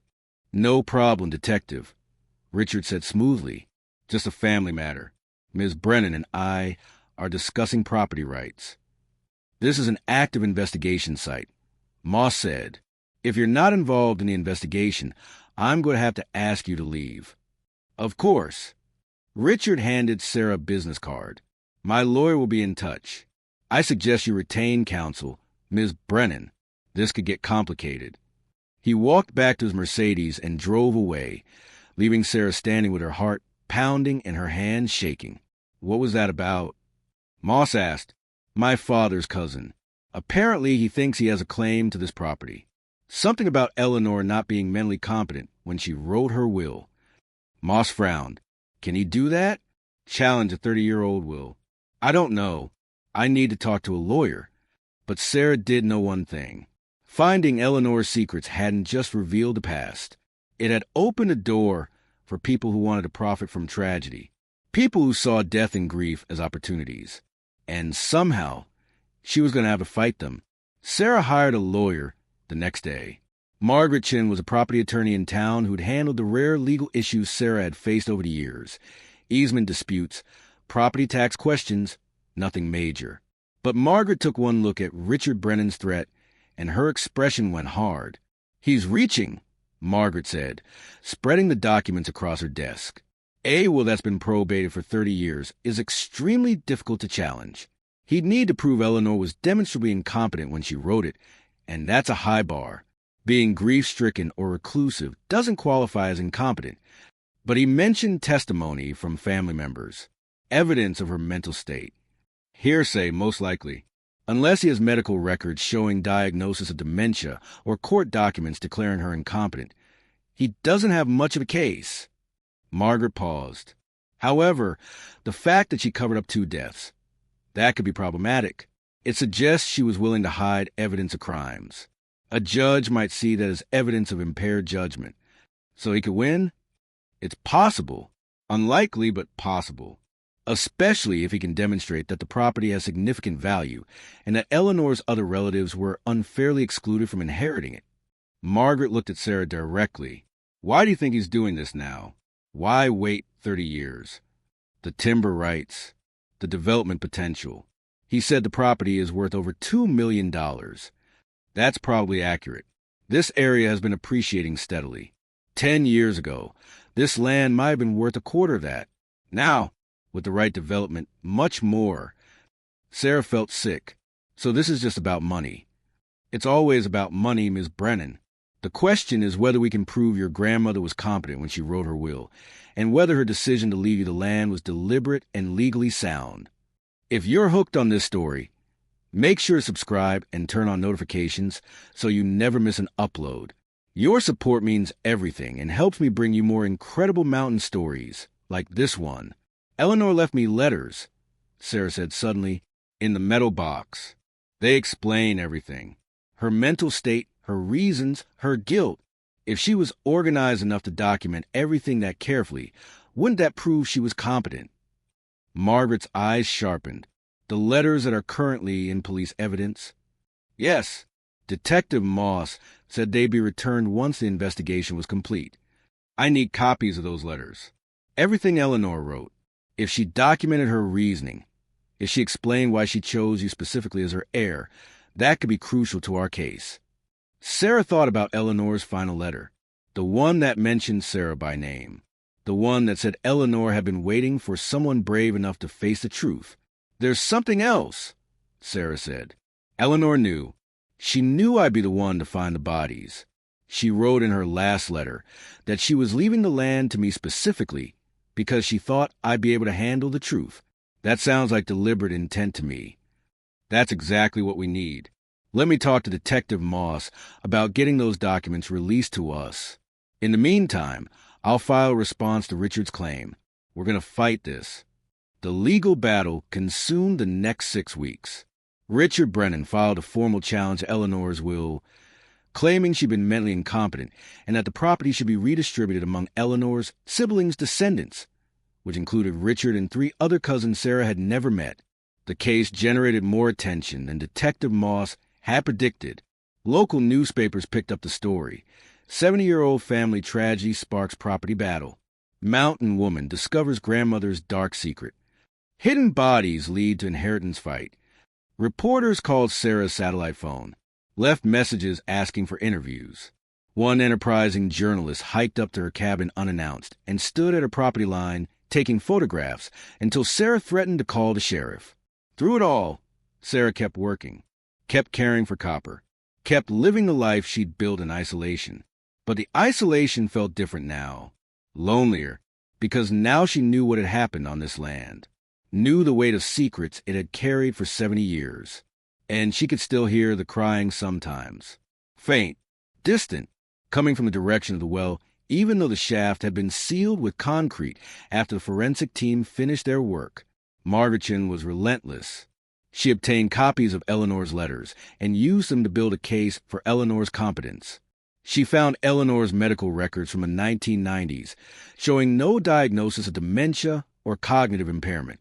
She interviewed people who'd known Eleanor in her later years, the grocery store clerk who'd chatted with her weekly, the librarian who'd helped her find books, the doctor who'd treated her heart condition. All of them testified that Eleanor had been sharp, clear-minded, perhaps sad and withdrawn, but certainly not incompetent. She knew exactly what she was doing, the librarian told Margaret. She used to come in and read property law books, ask me questions about inheritance rights and estate planning. This was back in the early 90s, before she wrote her final will. She was researching, making sure she got it right. That testimony was crucial. It showed Eleanor had been deliberate in her planning, had understood the legal implications of her choices. But Richard Brennan had resources too. He hired psychiatrists who reviewed Eleanor's letters and testified that the content suggested severe psychological distress consistent with undiagnosed mental illness. He produced testimony from distant relatives claiming Eleanor had been odd and unstable in her later years. He argued that any woman who would cover up her husband's suicide and her daughter's death for decades was clearly not of sound mind. The hearing was set for late October. Sarah would have to testify, would have to explain why she thought Eleanor had been competent, would have to defend her right to land. That was soaked in tragedy. 3 days before the hearing, Sarah was in her cabin trying to prepare her testimony when she heard a vehicle approaching. She looked out the window and saw an old pickup truck. Not Richard's Mercedes, but something that looked like it had actually been used for work. An elderly woman got out. She was maybe 80, with white hair and a walker that she pulled from the truck bed with practiced efficiency. She made her way slowly up Sarah's porch steps. Sarah opened the door before the woman could knock. "Sarah Brennan?" the woman asked. Her voice was rough but strong. "Yes." "I'm Helen Porter. I was Eleanor's neighbor, back in the 60s, before she moved to town. I need to talk to you." Sarah invited her in, made tea, helped the old woman settle into the chair by the wood stove. Helen looked around the cabin with an expression Sarah couldn't quite read. "This place looks different," Helen said. "Better. Eleanor never took care of it properly. Always looked like it might fall down any minute. I rebuilt most of it when I inherited it. The roof was gone. The walls were rotting. Eleanor let it rot on purpose." Helen sipped her tea. Let everything rot because she couldn't stand to make this place livable. Couldn't stand to admit she'd once been happy here. "You knew her well?" "Well enough. We were neighbors for 3 years before she left. My husband and I had the property 2 miles west. He's dead now, but back then we'd see Eleanor sometimes. She'd come by for coffee. Never talked much, but she'd come." Helen set down her tea and looked at Sarah directly. "I heard about Richard trying to take your land. Heard he's claiming Eleanor wasn't in her right mind. That's horseshit." Sarah almost smiled at the bluntness. "The lawyers seem to think he has a case. He doesn't, and I can prove it." Helen pulled out a folded letter from her jacket pocket. "Eleanor wrote me this in 1994, a year before she died. Asked me to keep it safe and only give it to you if anyone ever challenged your inheritance. She said family would come sniffing around once they realized what the land was worth. Said she wanted to make sure you'd have ammunition to fight them." Sarah took the letter with shaking hands. The envelope was addressed to her. Inside was a single page in Eleanor's careful handwriting.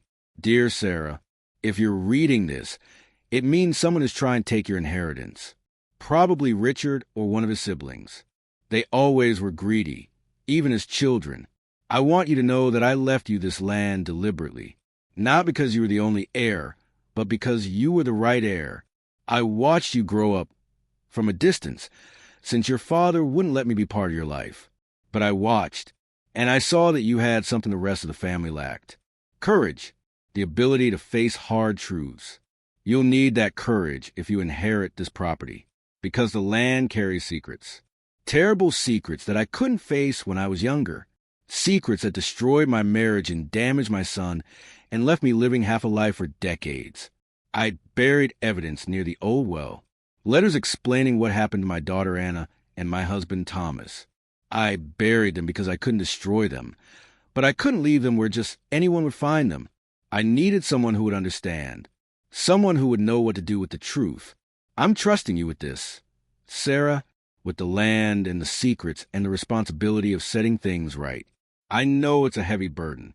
I know you might hate me for it, but I also know you're strong enough to carry it. Don't let Richard or anyone else tell you I was crazy or incompetent when I wrote my will. I knew exactly what I was doing. I was giving you a chance to heal what I couldn't, to bring light to what I kept hidden in darkness. The land is yours. Fight for it. And when you've done what needs to be done, when you brought Anna and Thomas into the light and given them proper rest, then maybe this place can finally be at peace. With love and hope, Eleanor Brennan, August 1994. Sarah read the letter 3 times, tears streaming down her face. Eleanor had known, had planned for this exact situation, had left Sarah not just land, but a mission, a purpose. She gave me this letter in 1994, Helen said quietly. Made me promise to keep it safe. Made me promise to watch the newspapers and give it to you if anyone ever challenged your inheritance. I've been checking the papers every week for 30 years. When I saw the articles about your court case, I knew it was time. Thank you, Sarah managed. This changes everything. There's more. Helen pulled out another envelope. This one's for the judge. Eleanor wrote it the same day. Said it was legal testimony that proved her state of mind. Said it would shut down any claims of incompetence. Sarah opened the second envelope. Inside was a notarized statement dated August 15, 1994, signed by Eleanor and witnessed by a lawyer and a doctor. The statement was clear and detailed. It explained Eleanor's reasons for leaving the property to Sarah. It acknowledged the tragic history of the land. It explicitly stated that Eleanor was of sound mind in making this decision with full understanding of its implications. It also explained that Eleanor had deliberately excluded Richard and the other cousins because they had shown themselves to be motivated by greed rather than family loyalty. That they had tried to pressure Eleanor to sell the property in the early 1990s when developers first started showing interest. That Eleanor had refused and had decided then that Sarah would be her heir. She planned for everything, Sarah said in wonder. Eleanor was a lot of things, Helen said.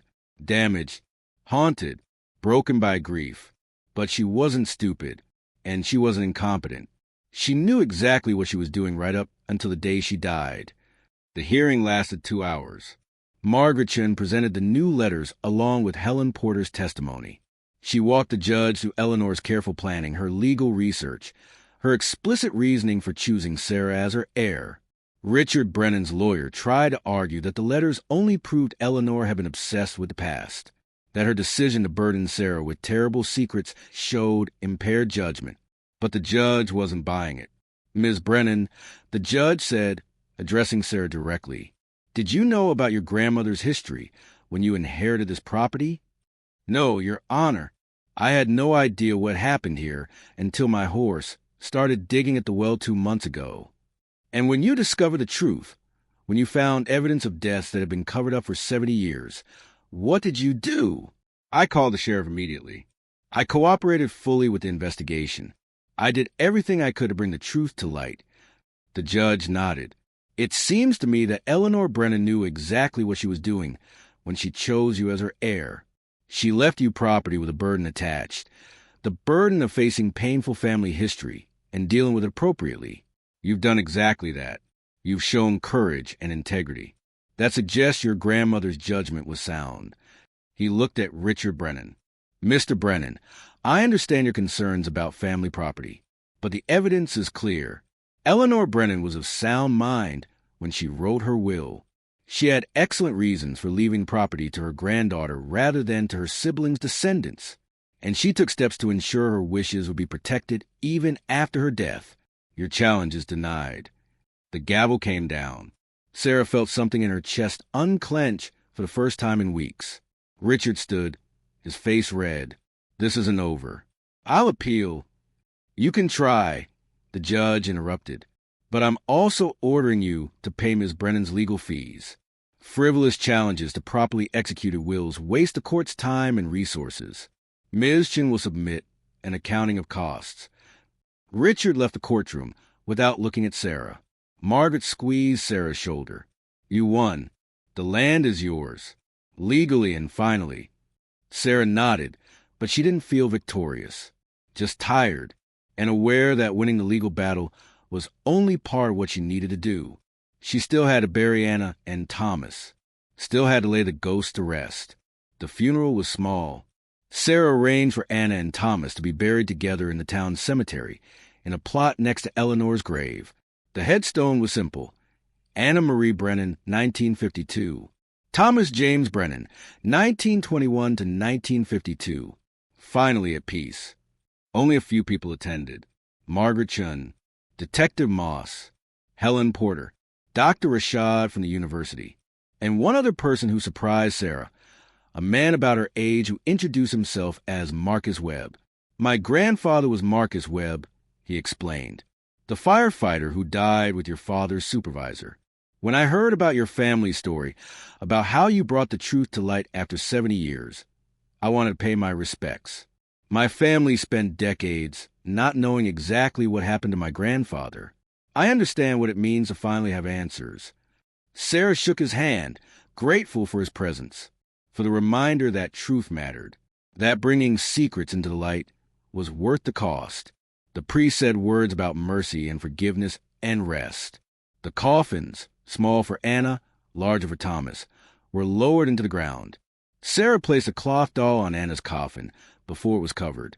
The same doll Eleanor had thrown down the well 70 years ago. The one that had waited in the darkness all this time.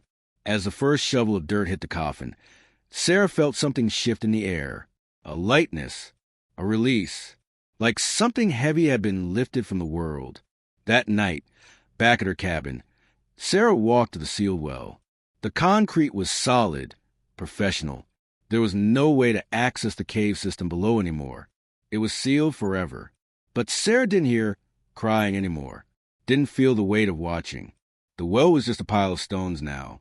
Just part of the landscape. The darkness below had released whatever it had been holding. Thank you, Sarah said quietly to Eleanor, to Anna, to Thomas, to whatever presence had been waiting for someone to care enough to bring them home. Thank you for trusting me, for knowing I could do this. The wind moved through the pines, and Sarah could have sworn she heard a woman's voice whisper back. You were always brave enough. You just needed to remember.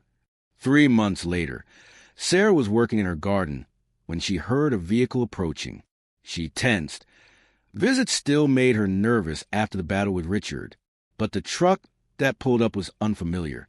A woman got out, maybe 35, with a toddler on her hip and a little girl holding her hand. Sarah Brennan, the woman called. Yes, I'm Jennifer Moss, Karen Moss's daughter, the detective who worked your case. I remember. How can I help you? Jennifer shifted the toddler to her other hip.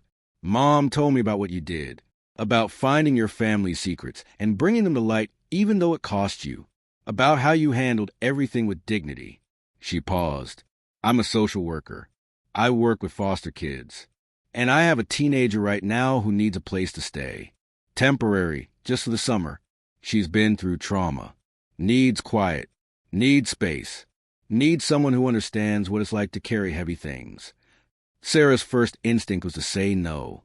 She'd spent 18 years avoiding exactly this kind of connection, this kind of responsibility. But she thought about Eleanor, about how her grandmother had trusted Sarah with heavy truths, had believed Sarah was brave enough to face them. And she thought about Anna, about babies who cried in the dark and waited for someone to hear them. "Tell me about her," Sarah heard herself say. Jennifer's face brightened. "Her name is Maya. She's 16. Her mother died last year. Father's not in the picture. She's been in 3 different foster homes, and none of them worked out. She's angry and scared and doesn't trust anyone, but she loves animals. And she needs somewhere safe to figure out who she wants to be." Sarah looked at Copper in her corral, the mare who'd started all of this, who'd dug at the well until Sarah paid attention, who'd known something needed to be brought to light. "She can stay," Sarah said, "for the summer. We'll see how it goes." "Thank you. Thank you so much." Jennifer pulled out a phone. "Let me give you my contact information. I'll bring Maya up next week if that works for you." "That works." After Jennifer left, Sarah stood in her garden looking at her cabin, at the land Eleanor had left her, at the well that no longer cried. She'd come to these mountains 18 years ago to hide from life, to avoid pain, to ask no questions and face no hard truths. But life had found her anyway. Truth had found her, and instead of destroying her, it had freed her. She still carried grief, still missed the baby she'd lost, still felt the weight of her father's damage and her failed marriage and all the ways life had broken her. But she wasn't broken anymore. Or rather, she was broken the way that everything is broken, cracked open to let light through. Eleanor had known that Sarah would need this land, would need this challenge, would need to be forced out of isolation and back into life.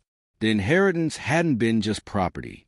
It had been an invitation, a call to be brave, to face hard things, to choose connection over isolation. And Sarah had answered. Maya arrived the following Tuesday. She was tall and thin, with haunted eyes and a defensive posture that Sarah recognized from her own mirror. The girl barely spoke, didn't make eye contact, carried all her belongings in a single backpack. "The cabin's small," Sarah told her. "You'll have the loft. I sleep downstairs. There's no electricity except what the solar panels provide. No internet. No cell service. If you hate it, we'll figure something else out." Maya just nodded. "There's a horse. Her name is Copper. She's gentle, but she's smart. She'll know if you're afraid." That got response. Maya's eyes flicked toward the corral, where Copper stood watching. "Can I meet her?" "Sure." They walked to the corral together. Maya reached out tentatively, and Copper stepped forward to sniff her hand. The girl's face softened, just slightly, just enough. "She likes you," Sarah said. "How do you know?" "Because she's good at knowing who needs kindness. She's the one who found the well, found the secrets, started everything that brought me back to life." Maya looked at Sarah for the first time. Really looked. "Jennifer said you found bodies on your property." "I did. My grandmother's daughter and husband. They'd been down in a cave for 70 years. That's messed up." "It is. But finding them helped me understand things. About my family. About myself. About how secrets poison everything they touch." Maya was quiet for a moment. Then, "I have secrets too. Most people do. The question is whether you want to carry them alone or whether you want help." The girl didn't answer, but she didn't pull away either. Just stood there stroking Copper's neck, while the afternoon sun painted everything gold. It was enough. It was a beginning. Sarah woke to the sound of laughter. Not the haunted crying that had echoed from the well for so many months, but real, living laughter. Maya's voice mixed with another girl's, Samantha, the 17-year-old who'd arrived in June after Maya had called Jennifer Moss and asked if there were other kids who needed a place to stay. "You're going to make the horse fat if you keep sneaking her apples," Samantha was saying. "She likes them. Look at her face. That's a happy horse face. That's a you're spoiling me and I'm going to expect treats forever face." Sarah smiled and climbed out of bed. The cabin was different now. Still small, still rustic, but fuller. The loft had been expanded to accommodate 2 beds instead of 1. A second table had been built for the kitchen area. Boots lined up by the door, 3 pairs instead of 1. Jackets hung on hooks that had previously held only Sarah's worn canvas coat. The isolation she guarded so fiercely for 18 years had been invaded, and Sarah had discovered something surprising. She didn't mind. In fact, she'd come to treasure the noise, the mess, the constant presence of other humans in her carefully controlled space. It had been a year since Copper had dug at the well, a year since Sarah had climbed down into darkness and brought her family's secrets into the light, a year since she'd fought for the land Eleanor had left her and won, a year since everything had changed. She walked outside into September morning air that smelled of pine and coming autumn. Maya and Samantha were at the corral with Copper and Scout, the second horse Sarah had bought 3 months ago, when it became clear that one horse wasn't enough for 3 people who wanted to ride. Maya had grown in the past year, not just physically, though she gained weight and lost a hollowed-out look that came from chronic stress and inadequate food. She'd grown in confidence, in openness, in the ability to trust that the ground beneath her feet wouldn't suddenly disappear. She'd stayed through the summer, then asked if she could stay through the school year. Jennifer Moss had worked with the court system to make it official. Sarah had become a licensed foster parent, had undergone training in background checks and home inspections. The process had been invasive and exhausting, but worth it when Maya had unpacked her backpack and started calling the cabin home. Samantha had come in June. She'd been in the system since she was 12, after her father went to prison and her mother disappeared. 5 years of moving from home to home, school to school, never staying anywhere long enough to put down roots. She'd been angry and defensive and convinced that Sarah would give up on her within a month. But Sarah hadn't given up, had learned from Maya how to give space when space was needed, and how to offer presence when presence was wanted, had learned that healing wasn't a straight line but a spiral.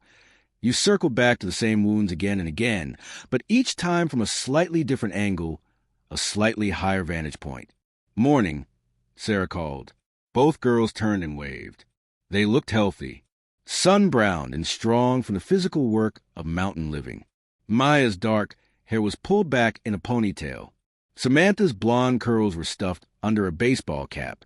"We were thinking about riding up to the North Meadow," Maya said. "Check that fence line you've been worrying about. That's a 3-hour ride." "We know. We'll pack lunch. Be back before dark." Sarah studied them. A year ago, she would have said no, would have found reasons why 2 teenage girls couldn't be trusted to handle a long ride on their own. But these weren't just any teenage girls. These were Maya and Samantha, who'd learned to navigate difficult terrain, both literal and metaphorical, who'd proven themselves capable and responsible. "Take the satellite phone," Sarah said, "and the first aid kit, and check the weather forecast before you leave." Maya grinned. "We already did. Clear skies all day." They saddled the horses with practiced efficiency and set off up the trail. Sarah watched them go, feeling that mix of pride and anxiety that she imagined all parents felt when their children ventured into the world without them. Parents. The word still felt strange. She wasn't officially a parent. She was a foster mother, a temporary guardian, a way station on these girls' journeys to wherever they'd eventually land. But it felt like parenting, felt like family, felt like something that mattered in a way her isolated survival never had. She returned to the cabin and made coffee, then sat at her kitchen table with the morning sun streaming through windows that had been replaced last spring. The cabin barely resembled the ruin she'd inherited. New roof, new windows, expanded space, solar panels that actually provided reliable power. She'd even installed a proper bathroom last summer with a composting toilet and a shower that heated water using a small propane system. The land was still remote, still required self-sufficiency and hard work, but it was no longer a hiding place. It was a home, and homes were meant to be shared. Sarah's phone, her regular cell phone, not the satellite phone, buzzed with a text message. Cell service had finally reached this far up the mountain 6 months ago when the county installed a new tower. Sarah had resisted getting a smartphone for weeks before finally admitting that having reliable communication was actually useful when you were responsible for other people's children. The text was from Margachin. Court date confirmed for October 15th. Final hearing to terminate Richard's appeal. Should be straightforward, but wanted you to know. Richard Brennan hadn't given up easily. He'd appealed the original decision, then appealed the appeal denial, spending what must have been a small fortune in legal fees trying to take land he'd never lived on and didn't need. But each attempt had failed. The evidence was too clear. Eleanor's intent was too well documented, and Sarah's right to the land was unassailable. This October hearing would be the final one. After that, Richard would have no more legal options. The land would be Sarah's permanently, irrevocably, with no possibility of future challenges. Sarah texted back, "Thanks for the update. See you there." She set down the phone and looked around her cabin, at the life she'd built here, at the photographs on the wall, new ones taken over the past year. Maya and Samantha on horseback, the three of them at the town harvest festival. Sarah and Helen Porter having coffee on the porch. A group photo from the foster parent support group Sarah had joined. And on the highest shelf, in a simple frame, the old photograph from Eleanor's metal box. Young Eleanor holding baby Anna, tired but smiling. Sarah had placed it there to remember, not just the tragedy, but the love that had existed before things fell apart. The hope that had been possible before grief crushed it. Next to that photograph was another one, Sarah holding her own lost baby, the one who'd never breathed. She'd found the photo tucked in a box she brought from her old life, but never unpacked. Her ex-husband had taken on his phone in the emergency room, those few minutes before the nurses took the baby away. Sarah had demanded he delete it, had screamed at him for documenting her pain. But he'd printed it anyway and slipped it into her belongings when she wasn't looking. She'd found it years later and had almost thrown it away. Almost. But something had stopped her. Now she understood what. The same thing that had made Eleanor bury letters instead of burning them. The same thing that had made her grandmother document truth instead of destroying it. Some losses needed to be witnessed. Some grief needed to be acknowledged. The baby in the photograph had no name. Sarah still hadn't named her, even after all this time. But she didn't need to. The baby was real, had existed, had mattered. That was enough. Sarah finished her coffee and walked outside. The well stood in the clearing, sealed and peaceful. She'd planted wild roses around it, the same kind that had grown there naturally but had been trampled during the investigation. They'd taken root and flourished, climbing over the stones, softening the structure with green leaves and pink blooms. She'd also placed a small plaque on the ground near the well. Simple bronze, barely noticeable unless you knew to look for it. It read, Anna Brennan, 1952. Remembered, honored, at peace. Sarah touched the plaque, a gesture she performed most mornings, a way of acknowledging what had happened here, a way of saying, I haven't forgotten. You mattered. Your story mattered. The sound of another vehicle approaching made her turn. This time it was a truck she recognized, Helen Porter's old pickup, now driven by Helen's grandson Marcus, who'd taken over driving duties when Helen's eyesight had gotten too poor for mountain roads. Helen emerged slowly, Marcus helping her navigate the steps from truck to ground. The old woman had aged visibly in the past year, her movement slower, her walker essential now rather than precautionary, but her mind was as sharp as ever. Sarah, Helen called. I brought cinnamon rolls. Baked them this morning. Figured you could use something sweet. You didn't have to do that. I wanted to. Besides, I needed an excuse to visit. Can't have you thinking you're the only one who can make a home out of nothing. They settled on the porch with coffee and warm cinnamon rolls. Marcus excused himself to check on something in his truck, giving the women privacy. He was good about that, understanding when Helen needed space for the kind of conversations that couldn't happen with other people listening. The girls are riding? Helen asked, noticing the empty corral. North Meadow. They'll be back this afternoon. Good. Good that they trust themselves out there. Good that you trust them. Helen bit into a cinnamon roll, chewed thoughtfully. You've done well with them. Better than anyone expected. I'm not doing anything special. Just giving them space to heal. That's exactly what's special. Most people want to fix things. Force healing. Rush recovery. You understand that some things can't be fixed, only lived through. That's rare. They sat in comfortable silence for a while, watching the morning light move across the clearing. Then Helen spoke again, her voice different. heavier. I need to tell you something. About Eleanor. About what really happened in those last years before she moved to town. Sarah set down her coffee. What do you mean? Helen pulled out a folded piece of paper. Another letter, yellowed with age. Eleanor gave me this in 1965, right before she left. Made me promise not to share it with anyone unless you specifically asked. But I'm 82 years old. Doctor says I've got maybe 2 years left, maybe less. If I'm going to break my promise to Eleanor, now's the time. What does it say? Read it yourself. But know that Eleanor trusted you with this. Trusted you to understand. Sarah took the letter.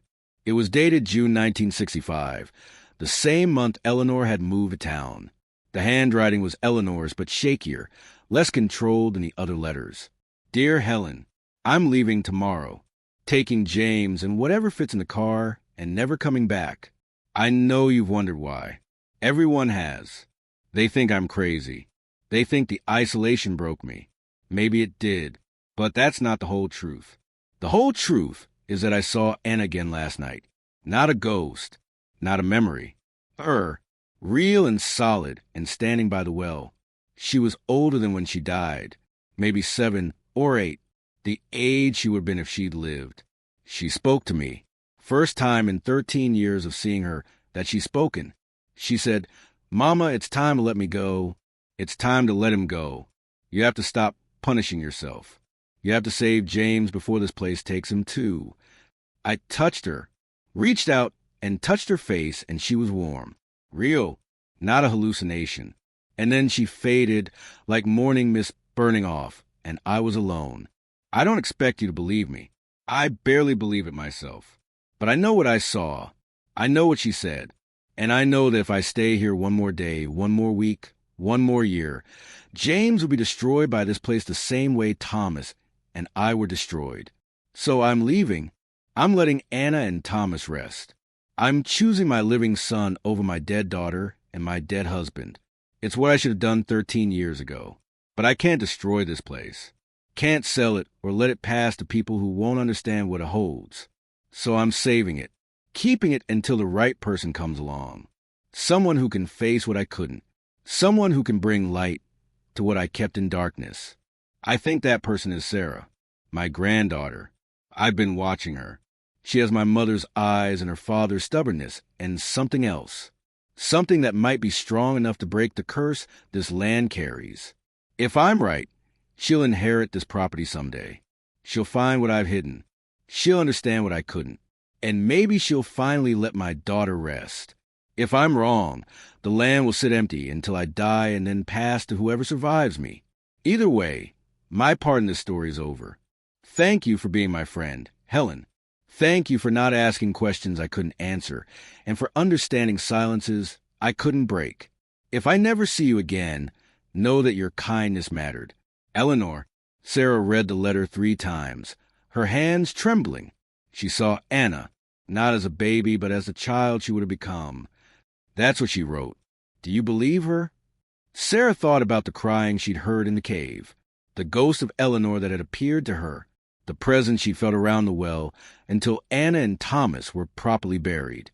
She thought about things that couldn't be explained by logic or science, but were real nonetheless. Yes, she said finally, I believe her. This land holds things. Memory, grief, the weight of what happened here.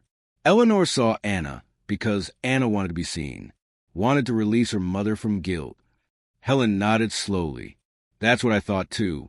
That's why I kept the letter. Because Eleanor wasn't crazy. She was just a woman who'd lived with impossible loss for so long that the impossible became possible. Did she ever come back? After she moved to town? Never. Not once in 30 years. She drove past this turnoff every time she went to the county seat, but she never took it. I think she was afraid. Afraid that if she came back, she'd never leave again. Afraid the land would hold her the way it held Anna and Thomas. But she left it to me knowing I'd have to face everything she couldn't. She left it to you because she believed you could handle it. And she was right. Look what you've done here. You've brought truth to light. You've given Anna and Thomas peace. You've turned a place of grief into a place of healing. Helen gestured at the cabin, at the garden Sarah had planted, at the cleared trails and repaired fences. This isn't a haunted place anymore. It's a home. That's what Eleanor wanted. That's what she was hoping for. Sarah felt tears prick her eyes. I wish I could tell her. Wish she could see what her trust meant, what her burden became. Maybe she does see. Maybe that's how these things work. The dead watch until they know their work is done, and then they let go. Helen reached over and squeezed Sarah's hand. You did good, Sarah. You honored Eleanor's trust. You honored Anna's memory. And you built something beautiful from tragedy. That's more than most people manage in a lifetime.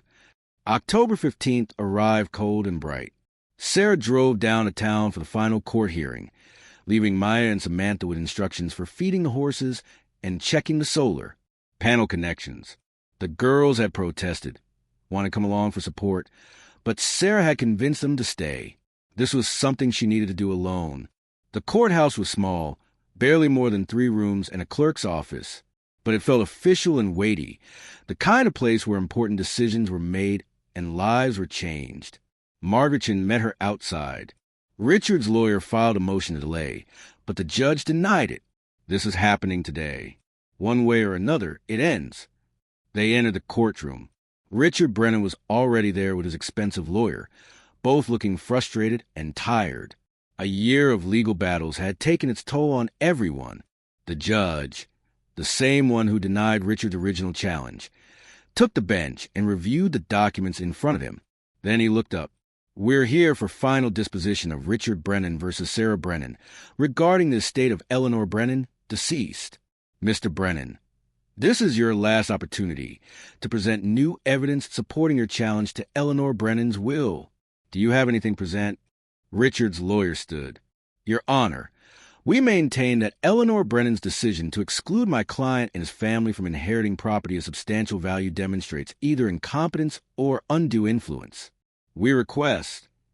That's not new evidence, the judge interrupted. That's the same argument you've been making for a year.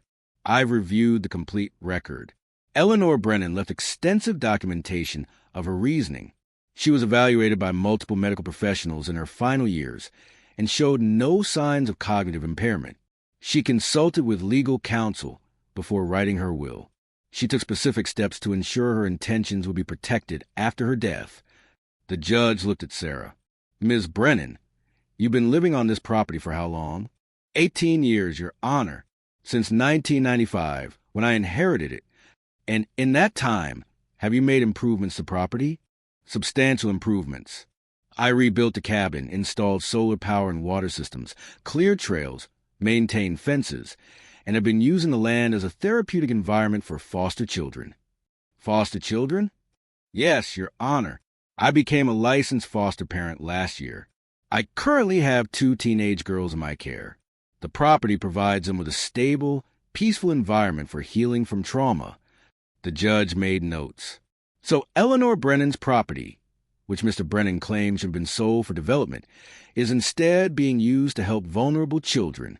That seems consistent with Eleanor's documented values and her stated reasons for leaving the property to you. He looked back at Richard. Mr. Brennan, I understand you're disappointed. The property is indeed valuable, but Eleanor had every right to leave it to whomever she chose. She chose her granddaughter. She documented her reasoning. She took steps to ensure her wishes would be honored, and her granddaughter has proven herself to be exactly the kind of steward Eleanor hoped for. The judge's voice hardened. Your continued attempts to challenge this are beginning to look like harassment.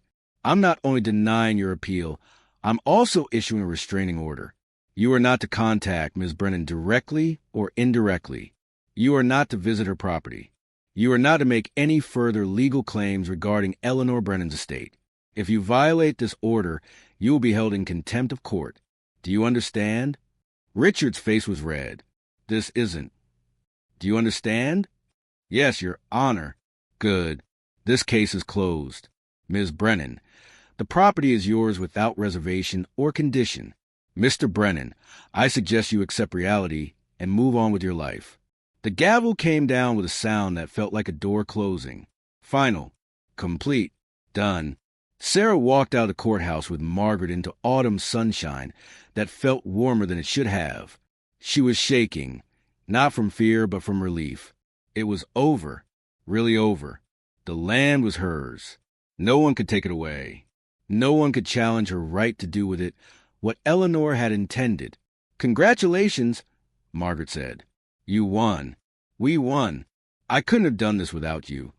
You could have, but I'm glad I got to help. What Eleanor did, leaving you that property, trusting you with those secrets, that took vision. She saw something in you that you probably didn't see in yourself, and you proved her right."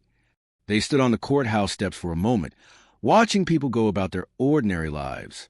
Sarah thought about how much had changed in a year, how much she'd changed, from a woman hiding in the mountains to someone fighting for what mattered, from isolation to connection, from survivor to guardian. "I need to get back," Sarah said. "The girls will want to know how it went. Give them my regards.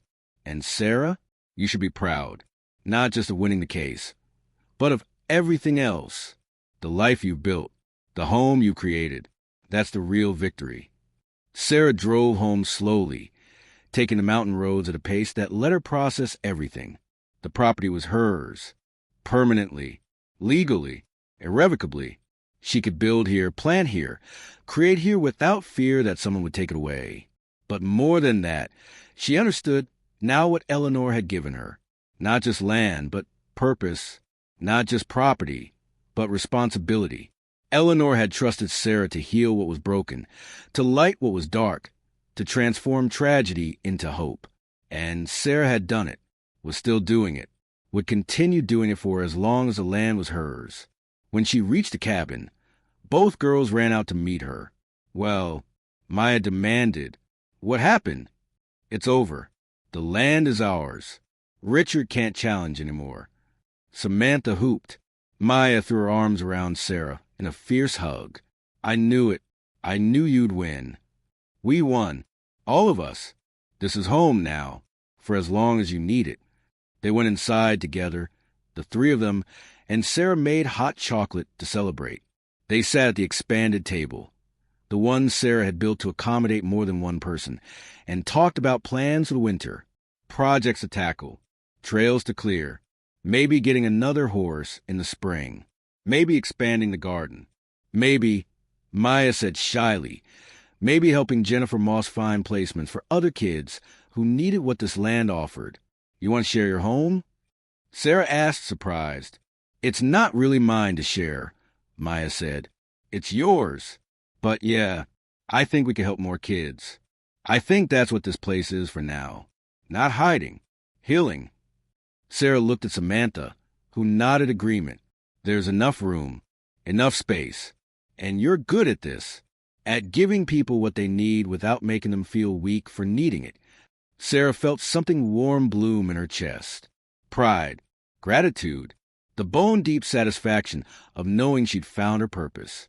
Eleanor had left her this land knowing, or at least hoping, that Sarah would use it for something meaningful, something that honored the grief that had soaked into the soil, but transformed it into something that could nourish rather than poison. "We'll talk to Jennifer," Sarah said. "See what's possible. But yes, if we can help more kids, we should." That night, after the girls had gone to bed, Sarah walked outside alone. The stars were brilliant, unpolluted by city lights. The air was cold and sharp and smelled of pine and coming snow. Winter would be here soon, the season of endurance, of hunkering down and surviving until spring came again. But Sarah wasn't afraid of winter anymore, wasn't afraid of hardship or challenge or the weight of responsibility. She'd carried heavier things. She'd faced darker truths. And she'd emerged not broken but strengthened. She walked to the well and placed her hand on the stones. They were cold under her palm, solid and real. The roses she'd planted had started to go dormant, their leaves browning, their blooms long since faded. But their roots were deep now. They'd survived the winter and come back even stronger in spring. Like everything else on this land, like Sarah herself. "Thank you, Eleanor," she said tonight, to the stars, to whatever presence might still be listening. "Thank you for trusting me. Thank you for knowing I could do this. Thank you for giving me a reason to stop hiding and start living. The wind moved through the pines, making them whisper, and Sarah could have sworn she heard a voice whisper back, "You were always enough, Sarah. You just needed to believe it." She stood there for a long time, hand on the well stones, feeling connected to something larger than herself. To Eleanor and Anna and Thomas, and all the grief and love and loss that had brought her to this moment.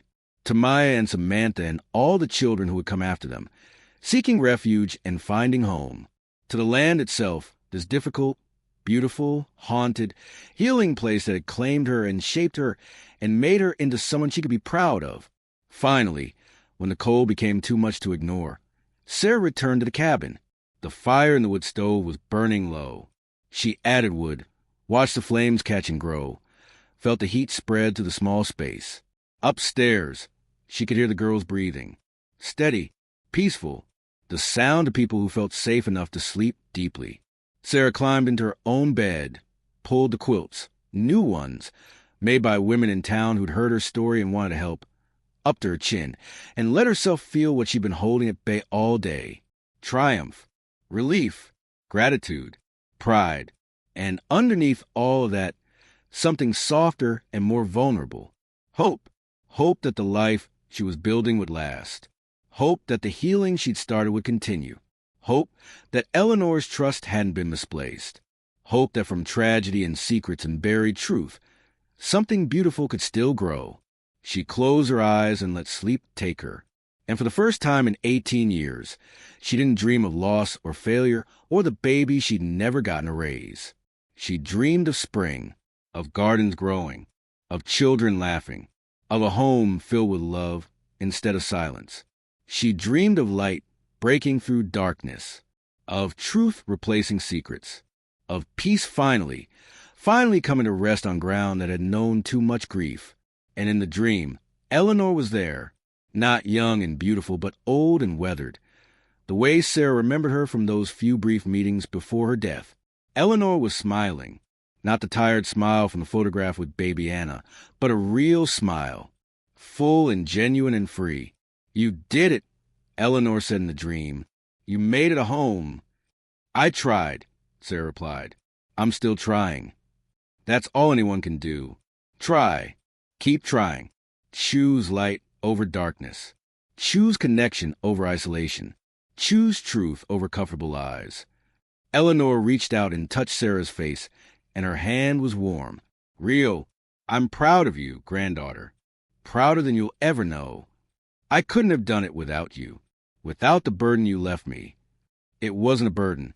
It was a gift. The chance to heal what I couldn't. The chance to be brave when I was too broken to try." Eleanor's smile grew wider. "And you were brave. You are brave.